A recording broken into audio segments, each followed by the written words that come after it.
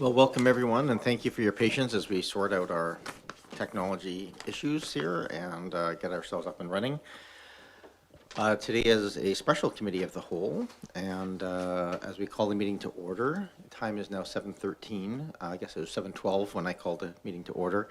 And we just want to acknowledge that the lands in which we're gathering are the traditional territories of the Coast and Straits Salish peoples, specifically the Lekwungen peoples, known today as the Songhees and Esquimalt nations.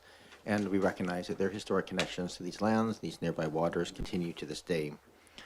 As we move, we just need an approval of the agenda for June 15th. Moved and seconded. Thank you. Any discussion?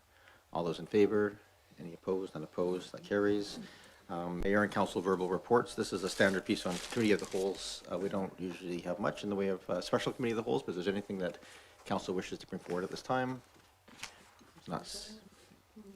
We'll have another committee of the whole later.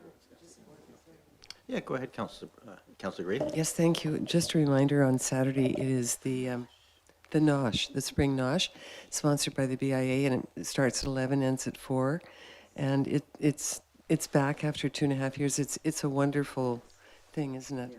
So anyone that, and I think all of it's in partnership with the Ope Butcher, so it's that the Village Butcher, sorry. Anyway, it's a wonderful event, so I encourage everyone to come out. It's on the avenue. At the west end of Oak Bay Avenue. Yeah, thank you. Not seeing any other. We'll just go to public comment and question period. This is not for the item on the agenda, which is infill housing. This is just a standing item on all of our agendas that if people wish to address council on matters of interest to them that are related to Oak Bay, you can do so. You have up to 3 minutes. I would ask if you're on watching on YouTube, you would use the 18855 number and use the meeting ID and password to come in. The trick is to hit star 9. That's star 9, not pound 9, star 9 to raise your hand. We'll give people a minute to do that. Again, it's unusual to have many on these special meetings. Of course, if you're in the Zoom app and you wish to address council on a matter of interest, you may do that by using the raise hand tab within the app itself. We'll just give that about 30 seconds in case anybody does wish to address council. Their hand will pop up here. And if not, we will move on to the next item on the agenda. And I just want to thank Councillor Green for flagging that. We have a whole series of things that are coming up inside the community. The first night market on Oak Bay Avenue happened last week. The Spring Nosh coming up this weekend. Music in the Park is coming up in about a week and a half. Actually, a week from today or 2 weeks from today, I can't remember. But all these things are coming, and they're all, I think, everywhere. Every time we have these events, people are smiling and looking at coming out, so it's nice to have them happening. I don't see hands being raised in the app here, so does not seem to be anybody looking to participate in the public comment period. So we are going to move on to the corporate reporting documents, the subject, the infill housing strategy. So there's a number of people involved in this project, and so I'm going to go really here at to our principal, one of our consultants, and she will introduce the other speakers as they walk through the presentation. For those interested, we are meeting as committee of the whole tonight. Our job here really is to make sure that we're considering the pieces in front of us and give direction for staff to move forward in various ways. So I guess I just want to make a comment at the beginning of this that, this council recognizes that this work is not insignificant. We're looking at housing options throughout the district, and it will impact development, obviously, for many decades to come. So we want to get it right. And we've come a long way on this, and so we're just really make sure that whatever information we're gathering enables whoever will be dealing with the specifics of this, and it'll likely be the next council, has all the information they require to make good decisions, and the public are also educated and made aware and have the opportunity to participate and provide their feedback so we get it right. So it'll be an interesting meeting this evening. Looking forward to the conversation, and certainly have thoroughly enjoyed reading all of the documents that were provided. So with that, I'm going to introduce Ms. Jameson, who is the project lead and will kick things off for us. Welcome, Ms. Jameson. Thank you so much, Your Worship. So I just have a few quick introductory remarks, and then I'm actually going to hand it over to the consulting team from Dialogue, and they'll introduce themselves and walk us through their presentation tonight. So the purpose of our presentation Ms. tonight Jameson? is to present council with a summary of the engagement activities and results from the first 2 rounds of community engagement on the Jameson? infill housing strategy. Ms. Jameson? And Sorry to interrupt. Can you just speak either a little closer to the microphone or just a little oh, sure, louder? you It's a bet. little hard to Is hear that you. a little bit better? Yeah, yeah, Can you hear me a little bit better? Perfect. I can just restart too. So basically there's a couple reasons we're here tonight. One is to share the results of the findings from the engagement that we've done in the first 2 rounds. And then we're also here tonight to share initial guiding principles and key directions with council for discussion and feedback. So for us, tonight represents an opportunity for the project team to check in with council on these initial findings and directions prior to us undertaking the final round of community engagement, as well as further research and analysis, which we've planned over the summer. And then finally, this phase of the infill housing strategy will complete in September. And that's when the project team will report back to council with a final report on infill housing options for Oak Bay. And that will be for council's consideration and approval. And then with that, I'm just going to pass it over to Dialogue to begin our presentation tonight. Great. Thanks, Shannon, and good evening, Your Worship and members of Council. My name is Joost Bakker, and I'm a founding partner in Dialogue, and I'm here with Lindsay Fried and Kevin King, and they can introduce themselves. Anyways, I've been leading our team and collaborating with some of you, as well as with staff on this really unique process. And I say unique for my own self. I've been in practice some 45 years, and the sort of engagement and the sense of understanding community is enormous. And I have to say, I commend everyone for embracing this approach, particularly in the uniqueness of the community that you have there. I've had an opportunity to participate in the workshops and met a few of you in those, and then also participated in the Ideas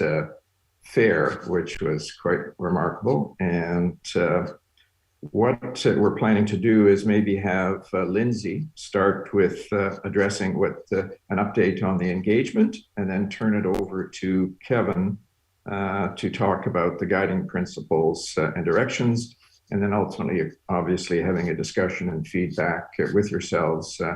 And again, as Shannon said, this is a step and a touch point for us as we continue the process and report back to you in September. So I'll turn it over to Lindsay. Thank you, Joost. Hi, everyone. I'm Lindsay Fry-Yerke. I am an urban planner here at Dialogue and an engagement specialist. I've been leading the engagement process for this process. And we've shared 2 different documents with you. One is the engagement outcomes report, and another is the guiding principles and key directions. I'm going to walk you through a presentation that covers the engagement outcomes, and then I'm going to hand it over to Kevin, and he'll be sharing the key directions with you.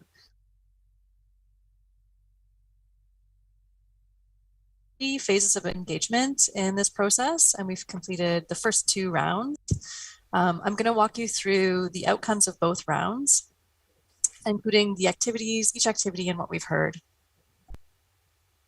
And at the end, I'll also fill you in on where we'll be going in round 3. So these are the activities in a snapshot.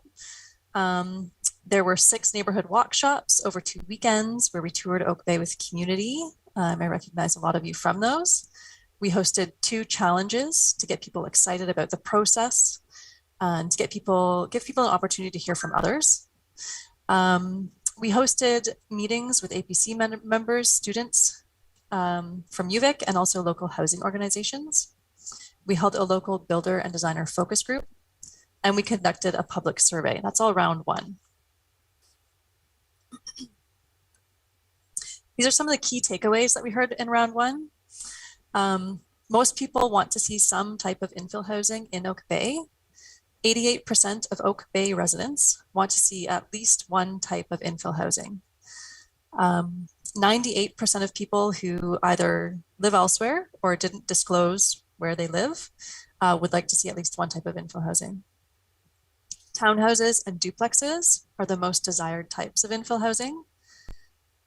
While people want to see infill housing, it is important to them that it achieves a high quality of design and contributes to the unique character of Oak Bay that they love today. Preservation of green space and ecology are important to the community. And we also learned that housing for different stages of life is needed, particularly options for younger people, young families, and older seniors. Parking, traffic, underground infrastructure, and other services are also important considerations that people care about. So I'm going to walk you through each of the activities and outcomes. This first one that I'm sharing is the walk shop or walking workshop, where we had an opportunity to meet with community members, council and mayor and staff, and talk about opportunities for infill housing in situ. There were 6 different walk shop routes. We identified those initially. Each one generally started with a good meeting point, which typically means a place where we can get a warm drink. We did meet in February when it was cool, but we were lucky that there wasn't too much rain. From those meeting points, we then looked for routes that would allow us to see a diversity of lot types, lots on lanes, lots without lanes, diversity of building types, any examples of existing infill, a diversity of neighborhoods aiming to cross different boundaries. And we also, of course, kept in mind distance. The goal wasn't really to go far, but just to have a conversation. At the beginning of each workshop, we then shared a map with participants and welcomed their feedback. So we were open to letting the community kind of guide us. Some groups did diverge from the map, while others generally followed it. On these workshops, people shared their thoughts on housing needs, their hopes and concerns, opportunities that they saw for infill, things that they cared about, and things to preserve. And they also shared things that they hope evolve. Some of the hopes that we heard were a clear permitting process to allow for predictability, speedier processes, and to reduce the cost and risk associated with permitting. We also heard that creative and quality design is needed, opportunities to downsize and age in place. Participants would also like to see opportunities to support heritage home retention, and sustainability was another theme, with participants wanting to see building materials being reused so that demolition of homes isn't just going to the landfill. Some of the concerns are around impacts to trees, ecology, and open space.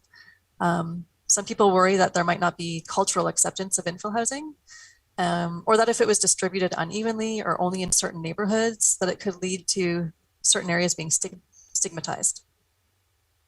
Others worried that there might not be enough infrastructure to support infill. In terms of where people saw opportunities for infill, they did see a special, opportunity around transportation and retail. Also within existing building footprints. It was noted that a lot of homes that are being developed today are quite large and they have a single unit. And the idea was, why not have multiple units within that same building envelope? Or maybe within existing detached garages that are off lanes or just to the rear of the property. Corner lots and laneways were also identified as having a lot of opportunity. In terms of what could evolve in Oak Bay, it was noted by some that parking requirements could be reduced or adjusted, particularly where transportation options are being provided. And it was also noted that requiring parking to be within a garage is maybe not needed. In terms of what should be preserved, the character of Oak Bay, good design, tree canopy, and ecology were all things that we heard. Something that we heard throughout all of our engagement. A few people tied to this idea expressed that homes should go up, so be taller, rather than go out. Keep this footprint that we have today and let them be a little taller to allow those green spaces that we love to remain.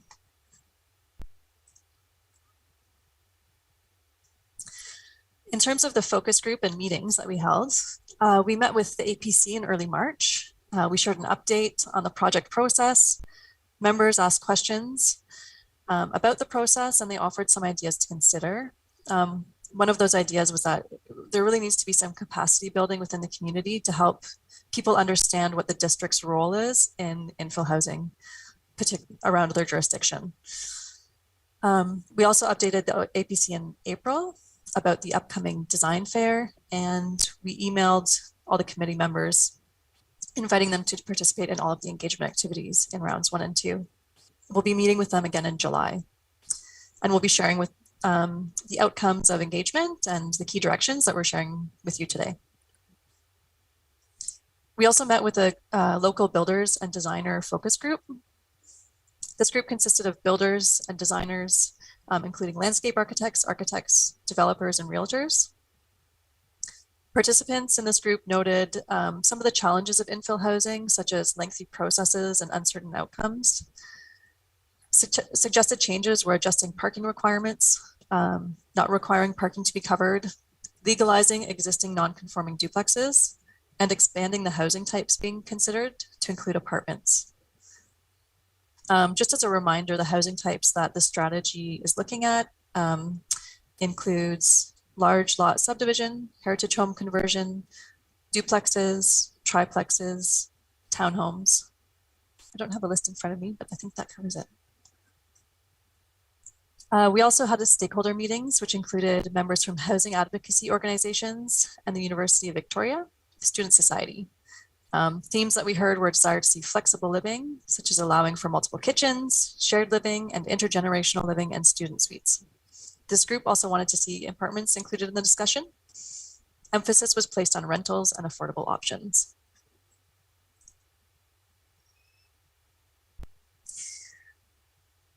We also, as I noted, hosted challenges. The intention of these was to get people excited about the process and to get people who wouldn't typically participate in a public engagement process to participate. So there was a photo challenge where we asked people to share a photo showing where infill housing might go and what it might look like. And we also asked people to share a story to answer the question, why infill housing matters to you. We received 23 photos and 18 stories. This is just one of the photos and some of the headlines that people provided. There were a range of different perspectives being shared, from families trying to live close to their children's school, to students looking for housing, and seniors looking to downsize, and people mid-career trying to find a good home. People were able to comment on other people's stories, and it did generate some constructive discussion.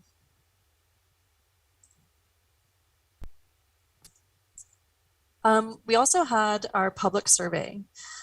This was the key tool for gathering broad input in round 1. It was open for the full month of February. Surveys were completed both online and in paper. 557 surveys were completed.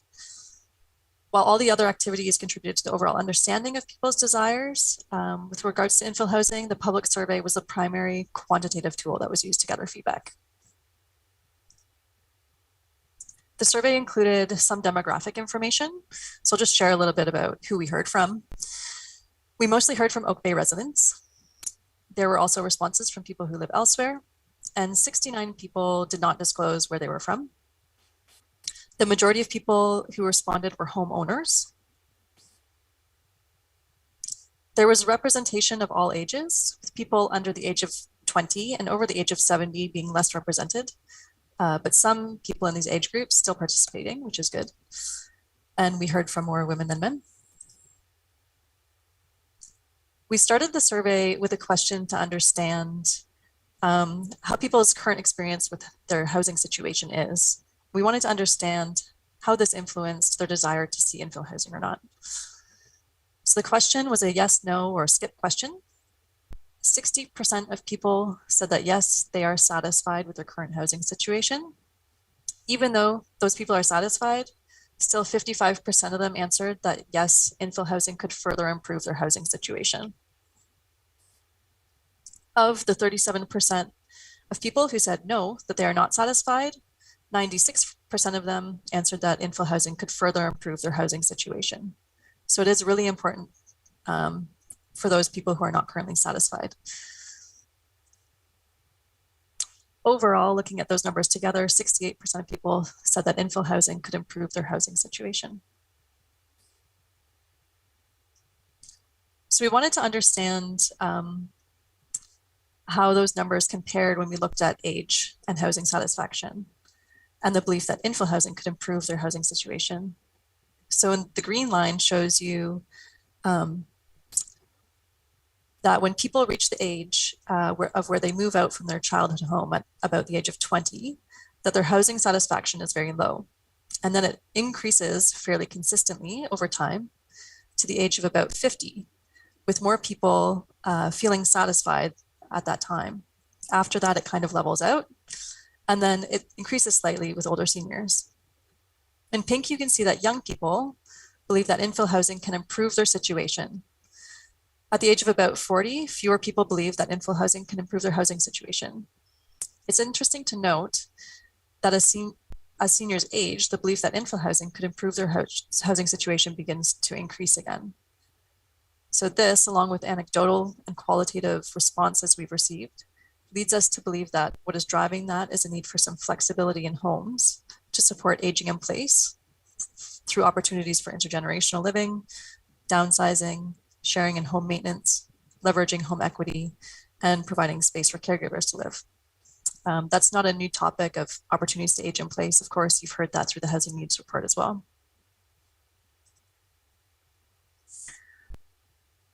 So after asking people about their own housing experience, we wanted participants to reflect on the housing needs that they've observed in other people in their community. So we asked them to select the top three needs that they have observed. These three were clearly at the top. They are diverse housing options to support a broad spectrum of household types, more choices for renting, and more opportunities for entry-level homeownership. Opportunities to downsize and remain in the community was also selected by a little over 1 in 3 people. And we wanted to understand what benefits and trade-offs people were most interested in. People again selected their top 3.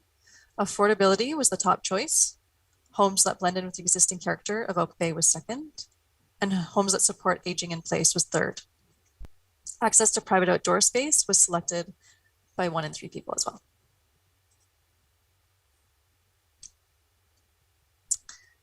We also wanted to understand where people want to see infill housing prioritized. Participants selected their top 3. Proximity to commercial areas, transit, and parks and open spaces were the top choices.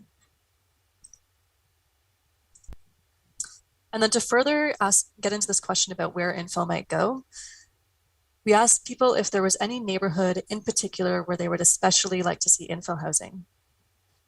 Participants could select all that applied. They weren't required to select only 3. You can see that with the exception of Harling Point, all neighborhoods were selected by at least 60% of people. We also wanted to understand who wants to see infill housing in their own neighborhood.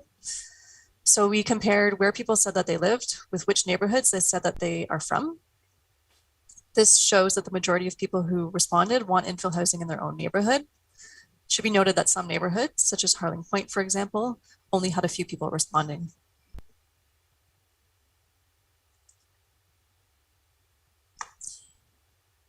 So we then wanted to understand what types of infill housing people wanted to see the most. As I noted earlier, townhouses were desired the most, followed by duplexes. All housing types were selected by more than 50% of participants. 9% of people said that they don't want to see any infill housing.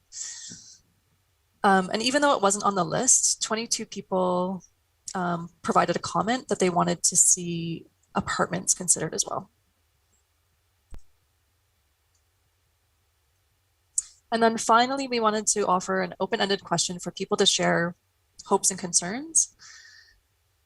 The most common theme under hopes were affordability, diversity, inclusion, and equity. Increasing housing supply was also noted. It was usually tied to a comment about affordability. Providing more homes to simply bring more people and families to Oak Bay was something that we heard. Some people noted that they hope to age in place through infill housing or build a sense of community and bring vibrancy. And a little less than 9% of people again noted that they did not want any infill housing. About concerns, we heard primarily concerns related to cars and parking, that there might be more cars parking on the street or increases to traffic. people are also concerned about infill housing being accepted by the broad community or being a divisive issue. 14% of people expressed concerns that it could change the character of neighborhoods or not be well designed. Other concerns included reduction to green space, impacts to the environment, potential noise, or infrastructure capacity. And some people noted that they are concerned that it might not be implemented quickly enough and that there may be too many restrictions or red tape, or that it might not be permitted at all. And 12% of people noted that they have no concerns. So that concludes round 1 of engagement. There was concurrent analysis underway on lot and sites to begin to study infill housing from a design perspective. So we took all of this valuable feedback that we heard in phase 1, as well as the analysis, and we started to develop some initial strategies. We then initiated round 2 engagement, which included the design fair, which was held in April, both virtually and in person. Over 100 people were engaged through this process. During the design fair, we reported out on what was heard in round 1 and provided people an opportunity to engage in hands-on activities. And we use this as an opportunity to share some of our initial thinking and let people weigh in to give us more guidance. Some of the key themes that emerged were the majority of participants supported all housing types throughout neighborhoods. Infill housing must be sensitive to site context. There's some desire to rethink parking, such as not requiring garages, and some support for a reduction in parking in certain circumstances, such as near access to transit and amenities. There were a minority of people who wanted complete relaxation on considerations such as parking to achieve infill housing. And there were also a minority of people who didn't want any infill housing at all. There was also interest in seeing other types of housing forms being explored, such as low-rise 3 to 4-story apartments, panhandle lots, and a few others that were noted as well. So this is one of the strategies that we identified and shared. The 3 strategies that we identified following round 1 engagement, we felt would be supported quite widely. The reason we felt that is that they don't cause any changes to the built form of what is in Oak Bay today.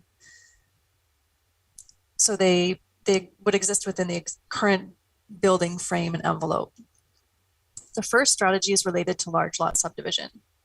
So today, large lots can be subdivided to create what is essentially 2 new typical single detached lots. The process today requires rezoning, which can be lengthy, uncertain, and costly, and requires a significant amount of staff time. So the new homes being created are essentially just 2 new standard single detached homes on typical lots. So the strategy we presented was to simplify the large lot subdivision process to reduce the need for rezoning. The second strategy is to allow multiple units where they can be achieved without any changes to the building envelope or site requirements. The main constraining factor with this, which you will hear in our key directions from Kevin as well, is accommodating site parking.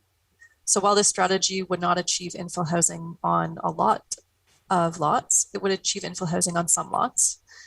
So essentially what we're suggesting is that if within the existing regulations for single detached homes, you can accommodate the parking and multiple units, then allow multiple units. This is likely to result mostly in duplexes and detached suites.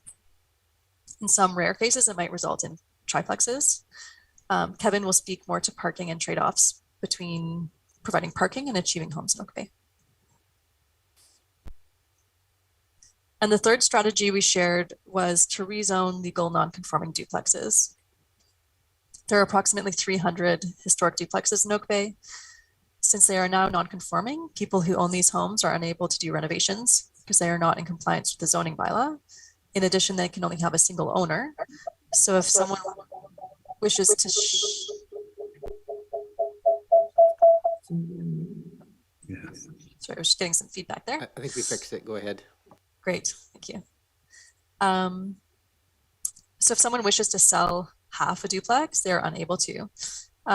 As older building stock, these 300 duplexes could unlock some of the most attainable home ownership options in Oak Bay. This strategy would also allow people to maintain and renovate their existing homes. So From sharing these 3 strategies, we invited comments on all 3 together, and we only received 5 comments.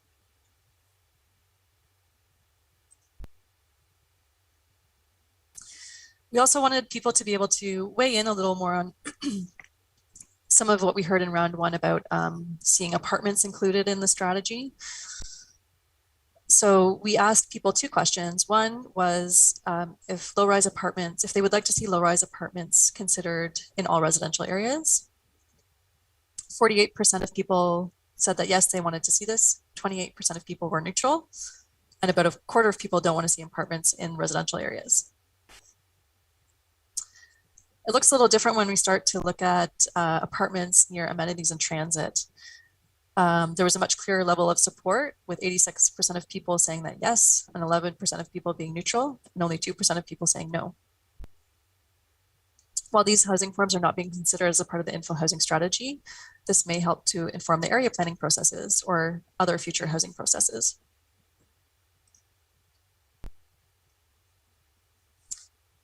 We also wanted to understand people's interest in secondary suites, which we heard through phase 1. So secondary suites in infill housing would include things like lock-off suites and townhouses, or rental suites and duplexes. And when asked if secondary suites should be considered, 89% of people said yes, and 2% of people were neutral. 8% of people said no.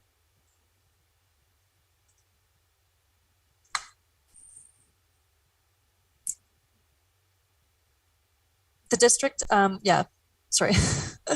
lot subdivision beyond larger lots. I'll just explain a little bit about what that means. We've included, or it is included, the large lot subdivision as one of the infill strategies to be considered. Lot subdivision beyond larger lots could allow for smaller lots to be created. We wanted to understand people's interest in that. So the district could create a zone to enable the creation of lots that are smaller than what is currently permitted as a minimum residential lot size. 83% of people would like to see this explored. 5% of people were neutral, and 12% of people did not want to see this explored.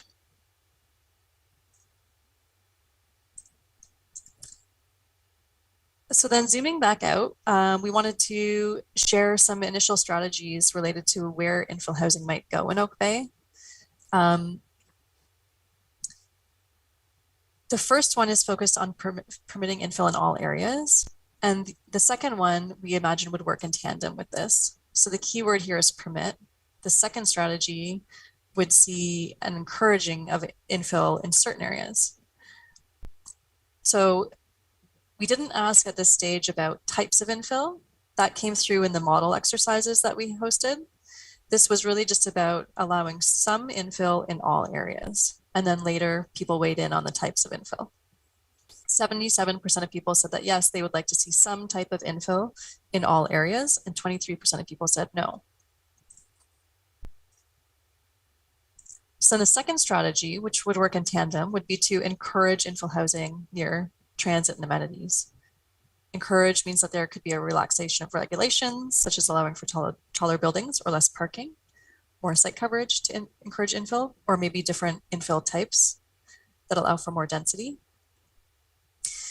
We're recognizing also that there's certain constraints in different areas of Oak Bay, whether it be neighborhood, like the Uplands neighborhood, or environmental features. 84% of people supported this direction to encourage infill.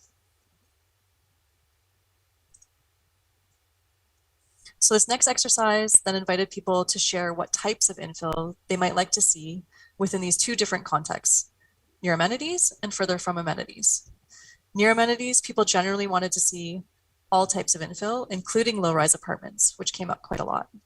Further from amenities, some people wanted to see apartments, but generally people wanted to see the types that are already being explored in this strategy, including townhouses and smaller scale forms.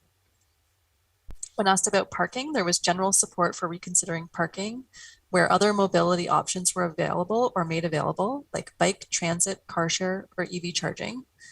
Some did feel that achieving the minimums that you have today is essential, but most people agreed that requiring a garage is not. Other tools to manage off-street parking, such as using permitting, were also suggested. We also invited people to explore infill housing at the site scale. As you might expect, most of the people that we spoke to shared the ideas that they have for their own lot and how they would like to accommodate infill housing. Panhandle lots and detached suites came up a lot, with people seeing this as a way to maintain the existing home or build a new one to the rear and move in and age in place, maybe make space for their family. Ways to integrate new homes while being a good neighbor also came up, with consideration for setbacks and privacy and shadow of adjacent lots being the theme. And ways to reduce the amount of paving by reconsidering parking also came up. So that concludes my portion of the presentation. I'm going to hand it over to Kevin now to share the guiding principles and key directions. Thank you, Lindsay. And as I proceed into this next part of the presentation on principles and key directions, I think it's helpful to remind ourselves that these were derived from some analysis, but it certainly and quite obviously derived from this extensive engagement that was undertaken. So you'll hear a little bit of overlap between what Lindsay was presenting and what I'm about to present. That's quite intentional. It's also important to remind ourselves that these are possible approaches. We're at a work in progress stage of our effort, and as we think through each of these guiding principles, there's some components which may relate to each of those. So we'll talk about some of those. It may seem like multiple times, but there's some nuances that are different in so much as they each fit within their guiding principle. And for navigation ease, just track the either the dark colored oak leaf or the acorn. So we have 3 guiding principles. As we progress, you'll see if you lose track of where we are or how that relates to the report, we have the first, second, and third with the oak leaves, and we'll focus on those. On the next slides, we'll be focusing on the key directions within each of the acorns. So I think one last thing before we move on. It's important to consider, not so much now, but in the future, councils will have the opportunity to consider the degree of implementation. So is there something that's enabling? Is there something that removes obstacles? Is there something that's encouraged? And for most of these guiding principles, there's this future potential to turn the dial up or down in terms of making things more likely to be achieved quickly, or maybe having a more cautious approach where there's some gut checks either at council, staff, or community level. So we can talk a bit more about that as well as we progress. So on our next slide, you'll see the first guiding principle: distribute infill strategically. And when we began this process, we didn't know if there was a particular part of Oak Bay that would just be a no-brainer for infill, in a particular part where it wouldn't. And we think that infill is appropriate throughout the district of Oak Bay, and the engagement supported that. Now, it doesn't mean the same kind of infill all the time. And certainly as we learned, we recognized, and it became revealed, that there's actually one of the great things about the district. There's a tremendous diversity of lot size, lot conditions, range of size. Some have laneways, some don't. There's corner lots, there's topography. So we don't think that there's going to be a one-size-fit-all solution, even if we wanted to. And so focusing on a sort of responsiveness that might occur within these unique conditions, reminding ourselves that too, that infill isn't a singular thing. Infill is something that can attract different incomes or different stages of life. So there are different rationales for infill as well. So, but as we begin, and this is the guiding principle and key direction that we'll emphasize the most in this presentation, is this one, that infill is distributed in a responsive way throughout the district of Oak Bay. So the next slide, just as the community played around with sample parcels and considered and thought through what were some of the implications of infill in Oak Bay, so did we. Next. And we considered what are the factors that may potentially limit infill. We ran some tests, and we looked at things like setbacks or height or site coverage. A lot of these, in many ways, relate to what Lindsay just said in one of her concluding comments about being a good neighbor. If you're increasing the height, that may be an imposition on a neighbor. If you're creating more site coverage, that may challenge a value about open space. And so as a starting point, we were testing, what if you don't change those things? What if the setbacks stay the same, the heights stay the same, the site coverage stays the same as what is already permitted in Oak Bay? Next slide. Now, given the diversity of lot types, sizes, locations, topography, we didn't test every site. That would have been thousands of tests. We picked a common lot. And if you go to the next slide, which is just a version of this without the text, you'll see that just as a bit of a cartoon of what we mean, we took one lot and we tried on as many different outfits as we could in terms of infill approaches. We're not suggesting anything you see on the screen is the right approach. It was an effort to go broad, to go wide, to think about what all these what ifs. And we did this quite purposefully, next slide, on what we're calling a common lot. So how do you narrow in on something that would be a reasonable lot to test these assumptions on? And you may recall from our Oak Bay Atlas that was prepared with the help of your staff in providing GIS data on lot sizes that we mapped out different lot sizes and color coded them. So what you see here primarily in the red are the smaller lots in Oak Bay. But of these, there's a sort of a 300 square meter increment in which most of the parcels of Oak Bay would be sized. So those 2,771 lots fall within this 500 to 800 square meter size. Just as an example, the next threshold up is 1,283. And then that's up to 1,200 square meters. And beyond 1,200 square meters, there's about, beyond 2,000 square meters of size, there's another 1,200. So it's this portion of lots, 500 to 800 square meters, where most of the lots are situated. And within that bracket, more than 50% of them are about 600 square meters. In fact, I think the dimension is something more like 15.25 by 37.5. But it's not about the precise area. It's about honing in on something that's common to Oak Bay. So by testing that, we get a good sense of what would fit in most situations.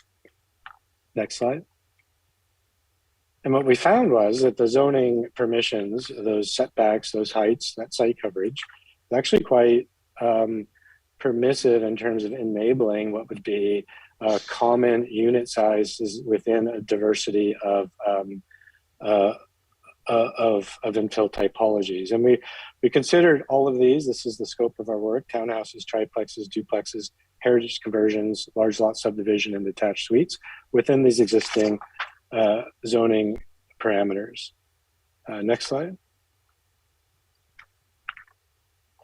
Now, it's important to know that in us suggesting that there's a possibility of simply permitting these infill typologies within the current zones, within the current zoning parameters as well, it's not absolutely a given that every type of infill would be able to be accommodated. And I think this is probably intuitive to many of you, but if the lot isn't a certain size, you won't be able to get townhouses or potentially even triplexes on it. So there is some sort of future forecasting that for some of these infill typologies, townhouses and triplexes, there may be a need to see amalgamation occur prior to that typology happening within these current constraints. Next slide. And that's essentially saying that there's a natural lot size constraint to achieving some of these infill typologies, unless, of course, the lot size changes. Next slide. It's also important to remember, and we're not there yet, but there is this gradation of implementation that can occur. So what we're suggesting is within the RS zones, within all the single family areas of Oak Bay, there's potential for infill to occur. That may be implemented by something to where it's permitted. And I think there's an important anecdote here to remind ourselves of, that infill is delivered by homeowners. Infill is delivered by somebody who's probably not developed before, probably has never done a rezoning before, may have not ever submitted a building permit to the city. So to achieve infill, you're relying on first timers. And so by permitting within the zone, it removes one layer of uncertainty that could encourage a homeowner to undertake the initiative to introduce infill onto their property. There's a second tier, maybe a little bit more cautious to permit that, but include guidelines. So if you have guidelines, it's not just a given that any kind of infill can occur. It's infill within certain criteria. So you might be able to manage materials or aspects of the front yard or other elements. And those might even be something that are managed at a staff level. I understand recent discussions with secondary suites have also considered the possibility of some components of the approvals process being deferred to staff. So from those first-time rezoners or first-time implementers of this infill, that's a certain level of certainty, but it also gives the district a certain level of certainty, maybe neighbors a certain level of certainty that the outcome will be maybe a degree more predictable because of those guidelines. And the third is it need not be a given that the district rezone or introduce these infill typologies to the zones as it stands, but there may be clear policy direction stating in what situations infill is supported. It would still mean a fair degree of uncertainty and cost for a homeowner to say, I want to put infill on my property, but at least there be that guiding direction that says in Oak Bay, infill would be supported if, etc. And so that's a really future conversation, but I just wanted to highlight that now because we know we're saying something quite significant is that in fact there's a diversity of infill that can occur in Oak Bay now without changing much at all, in fact, in terms of the spatial qualities of the city. Next slide. So now we're on this point 2 within this item A, and we're gonna focus on uplands just a bit. We know that there are unique conditions in different neighborhoods. Uplands, of course, with its national historic designation, has certain characteristics that are meant to be preserved, and that's not related to unit count. It's related to landscape and lot patterning. So some of these spatial patterns of the neighborhood is what's protected. But that does mean that certain types like townhouses would be out of place in that conversation. It would mean that, in fact, large lot subdivision would be out of place in that conversation. There is an error on this slide. Triplexes should not be eliminated from this slide. Triplexes are part of the consideration. Best to refer to the report for the most accurate information, but I just wanted to note that too. And multiplexes may be appropriate here. We're not looking at multiplexes within the scope of the study, but that would be utilizing the relatively large scale of the existing built form, if it's not a heritage building, to transfer that into multiple units within that same existing fabric. Next slide. And then maybe more a continuation of degrees of implementation. You know, there is this, and Lindsay touched on this too, there is this possibility of actually encouraging it, steering it to certain areas. So while it may be supported district-wide, there might be mechanisms to actually steer it to very specific locations. And those are near frequent transit areas. The District of Oak Bay has great transit coverage already, and or commercial amenities. And that goes straight back to why consider infill. Diversity of incomes, ages, putting people in proximity to services may mean different transportation choices and different flexibility or freedoms to get to those things that you need, no matter where you are in life. Next slide. Okay, encourage unit type diversity. Now this is a bit different than what we were just saying, which is about geographic distribution of any kind of infill. Another option is to consider encouraging certain types of infill. So an example would be, one of the gaps we understand is on larger scale family housing.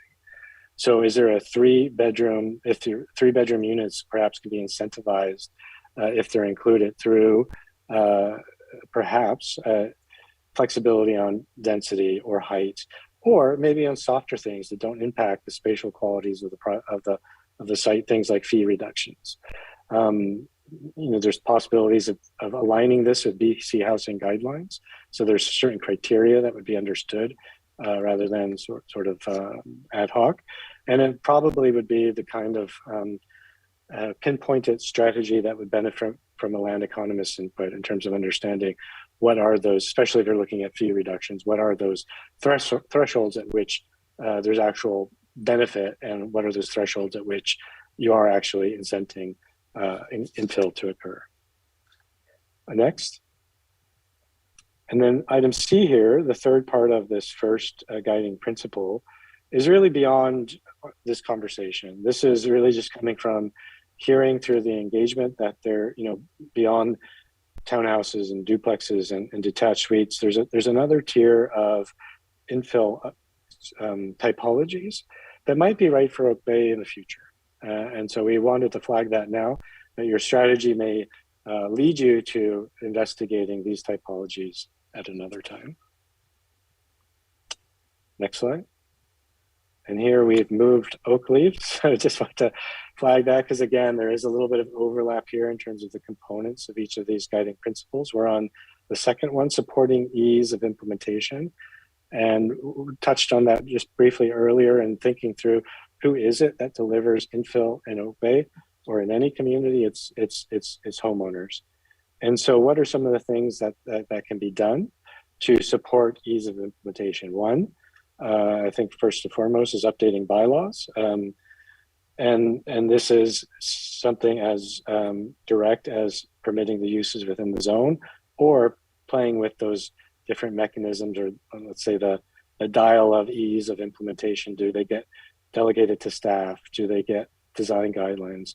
There might even be an idea of, even though the intention here is to consider new forms of density, but there may still be an interest in maximizing the number of units in any particular project.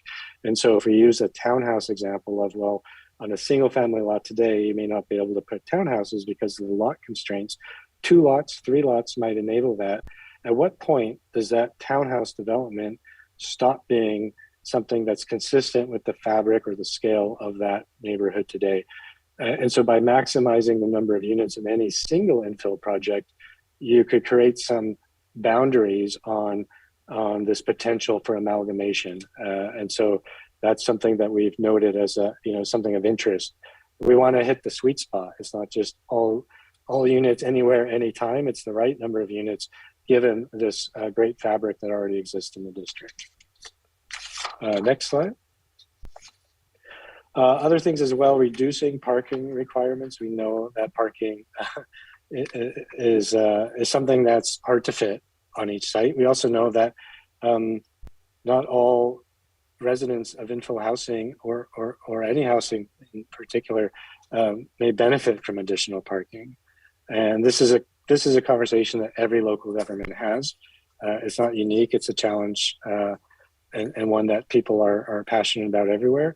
But reducing parking requirements can really enable and unlock greater infill potential. But also flexibility in parking. So, one idea could be even tandem parking for single units, where if it's a single unit, you squeeze 2 parking spaces, 2 cars, essentially in a slightly elongated parking slot. So it's not just a number, there might also be some flexibility in the way it's managed. Or, for example, reducing the need for parking specific to particular unit types, like detached housing. Detached housing being an example of infill that is typically single level, so therefore particularly conducive to, pardon the generalizations, but those with mobility challenges or older demographics who may not demand parking in the same way that a young family might, who's got soccer practice and other things to run to every day in the evening.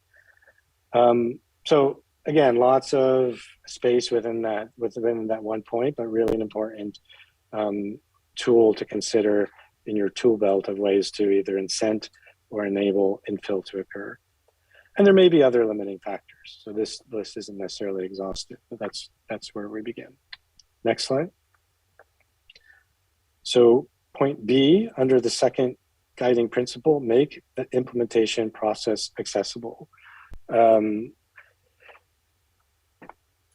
We know that the zoning bylaw is not something that's a joy to read anywhere. In fact, it can be quite cumbersome to work through. So making that concise and accessible for everyone is important. But so too might be, we're calling it a field guide. I think simply put, it's a brochure.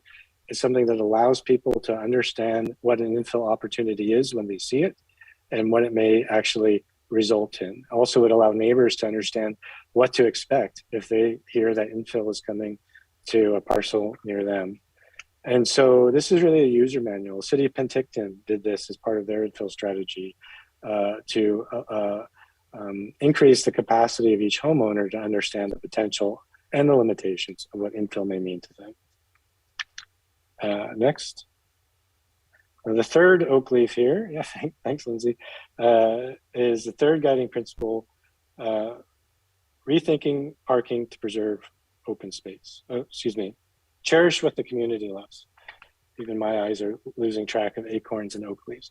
Cherish what the community loves. There's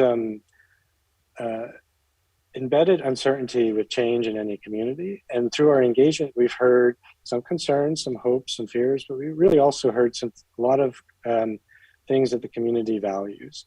And these could be great guiding points for considering where trade-offs may occur. So we just were talking about parking as an example where there might be some flex. Well, it's not just related to getting something out of the way so infill can occur. Being flexible in parking actually may be a trade-off to preserving open space. And so while infill may be being considered as a future of in Oak Bay, how can it be done in such a way where those things that people love aren't compromised, things like open space? So we talked about this already, the tandem parking and the additional parking option for detached suites. Next one. Building height, similarly, a great example of trade-off between height and open space. Some implications of going taller, shadow, for example, change in mass, maybe a bit of a change of scale.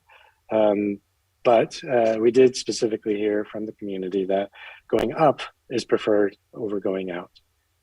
Next. Sustainability.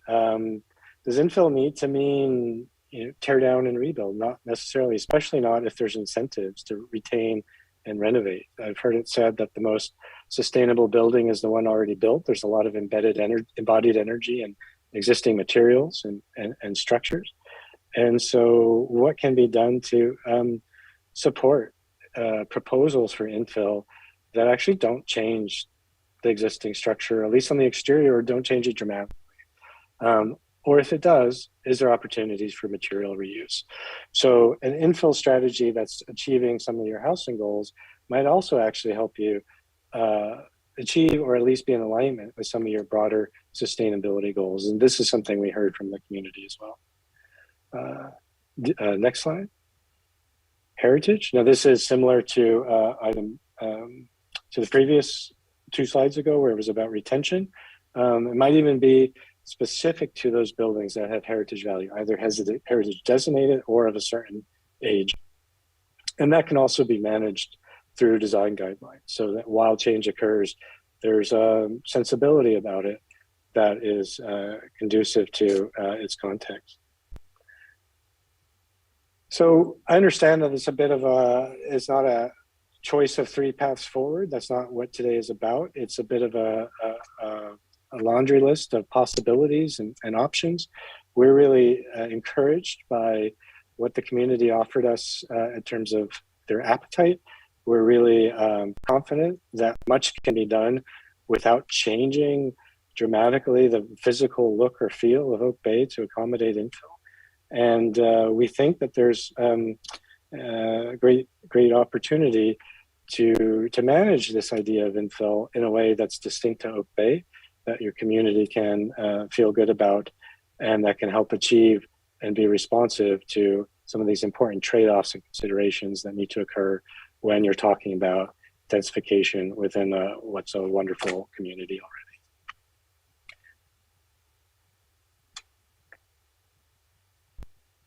And I thought there was one more about our next steps, but I think we can, there we are. Yeah, there is one more slide. Sorry about that, Kevin. And so I just wanted to note that with all of this before you, have a meeting focused on this. We are coming back to you in September. We're using the next round of engagement, which is being stimulated by installations and video. People are paying attention to this, encouraging people to give their feedback and voices. This conversation that we're about to have together is going to inform how we proceed as well in terms of points of emphasis. But it's on until September that we'll be in front of you with something that's more considered as a potential strategy. And then at that point, there's room to consider what components of that may require additional conversation, or the full suite of options would be in front of you at that time for this council or future councils. All right, thank you very much.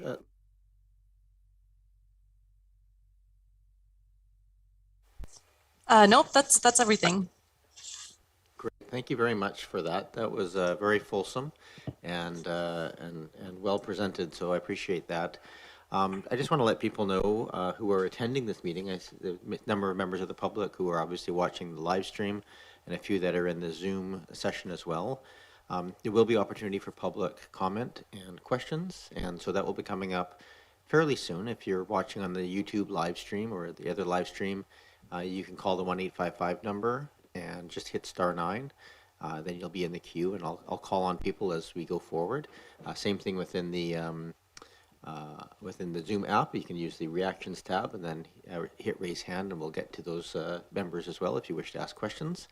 But in the meantime, before we get to the public comments and questions, we're going to come back to the council table, and we'll really just be looking for questions of clarification from members of council to the consultants or to staff. We have members from both our building, planning and community development department, as well as our engineering and public works department to answer questions. So are there any questions from members of the committee? No question. Oh, go ahead, Councillor Braithwaite. Thanks very much. I have a couple of questions, actually. The first one was, I thought I heard a comment made that we can't sell half a duplex, and I just wanted to clarify that, because is that true that you can't sell half a duplex? I can answer that question. It's true because they're illegal non-conforming. Thank you. That makes sense.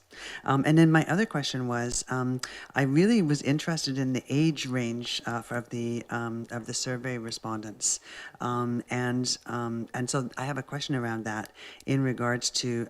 I noticed that from ages 15 to 49 there was about 312 respondents, and from 50 to 90 there was 209. I think that's the first time in Oak Bay's history that we've ever had people under the age of 50 answer a survey more than people over the age of 50. But I'm just wondering, out of those numbers, do we have an idea of how many in each group, so from 15 to 49 and 50 to 90, were from Oak Bay? Because obviously only 318 people in total who answered the survey were from Oak Bay. I would just be interested to know what the makeup of the 15 to 49-year-olds was, if it was the majority of people in that age group were actually from Oak Bay. Mm-hmm. Yeah, we didn't. Sorry. No, go ahead, Lindsay. We didn't run that analysis, but it's a question we could answer in September. Thank you. Thank you. Are there other questions of the proponents? Go ahead, Councillor Patterson. Thank you. Back kind of near the beginning of the slides, I just thought it was interesting. It said 60% who were satisfied with their housing believed that Infill could improve their housing situation. So I'm just wondering if there's any way to elaborate on, if they were satisfied with it, did they give a rationale as to the types of changes that could occur to improve their housing situation?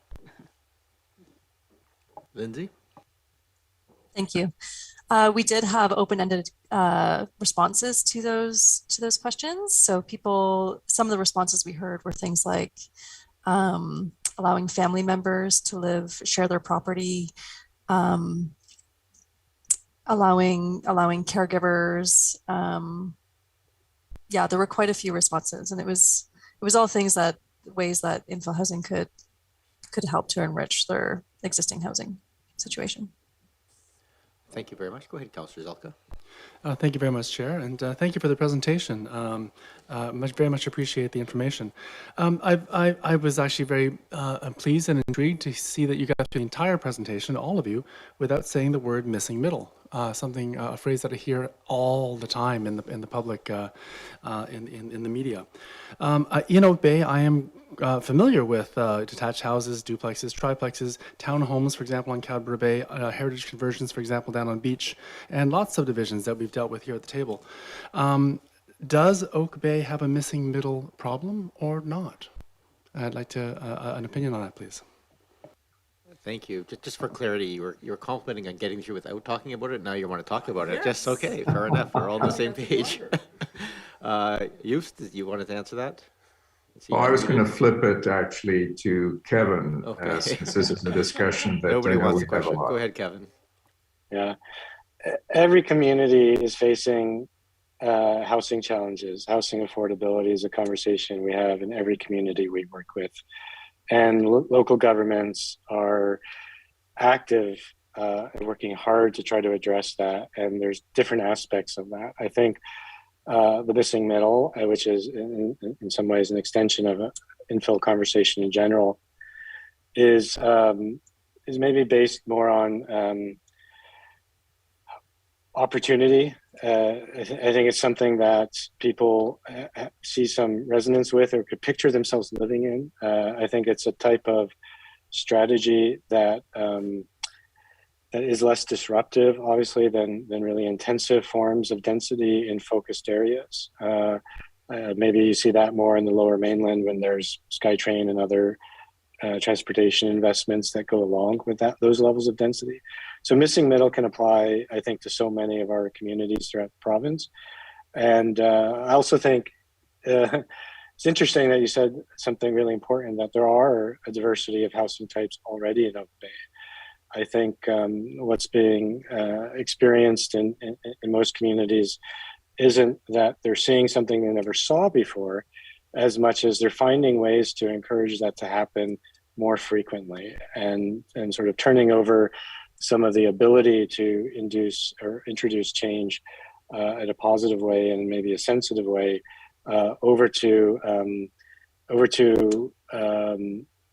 a broader group of builders. I don't know what the right word is, because they're not really developers, but it's moving the opportunity to introduce new housing types away from only the development industry.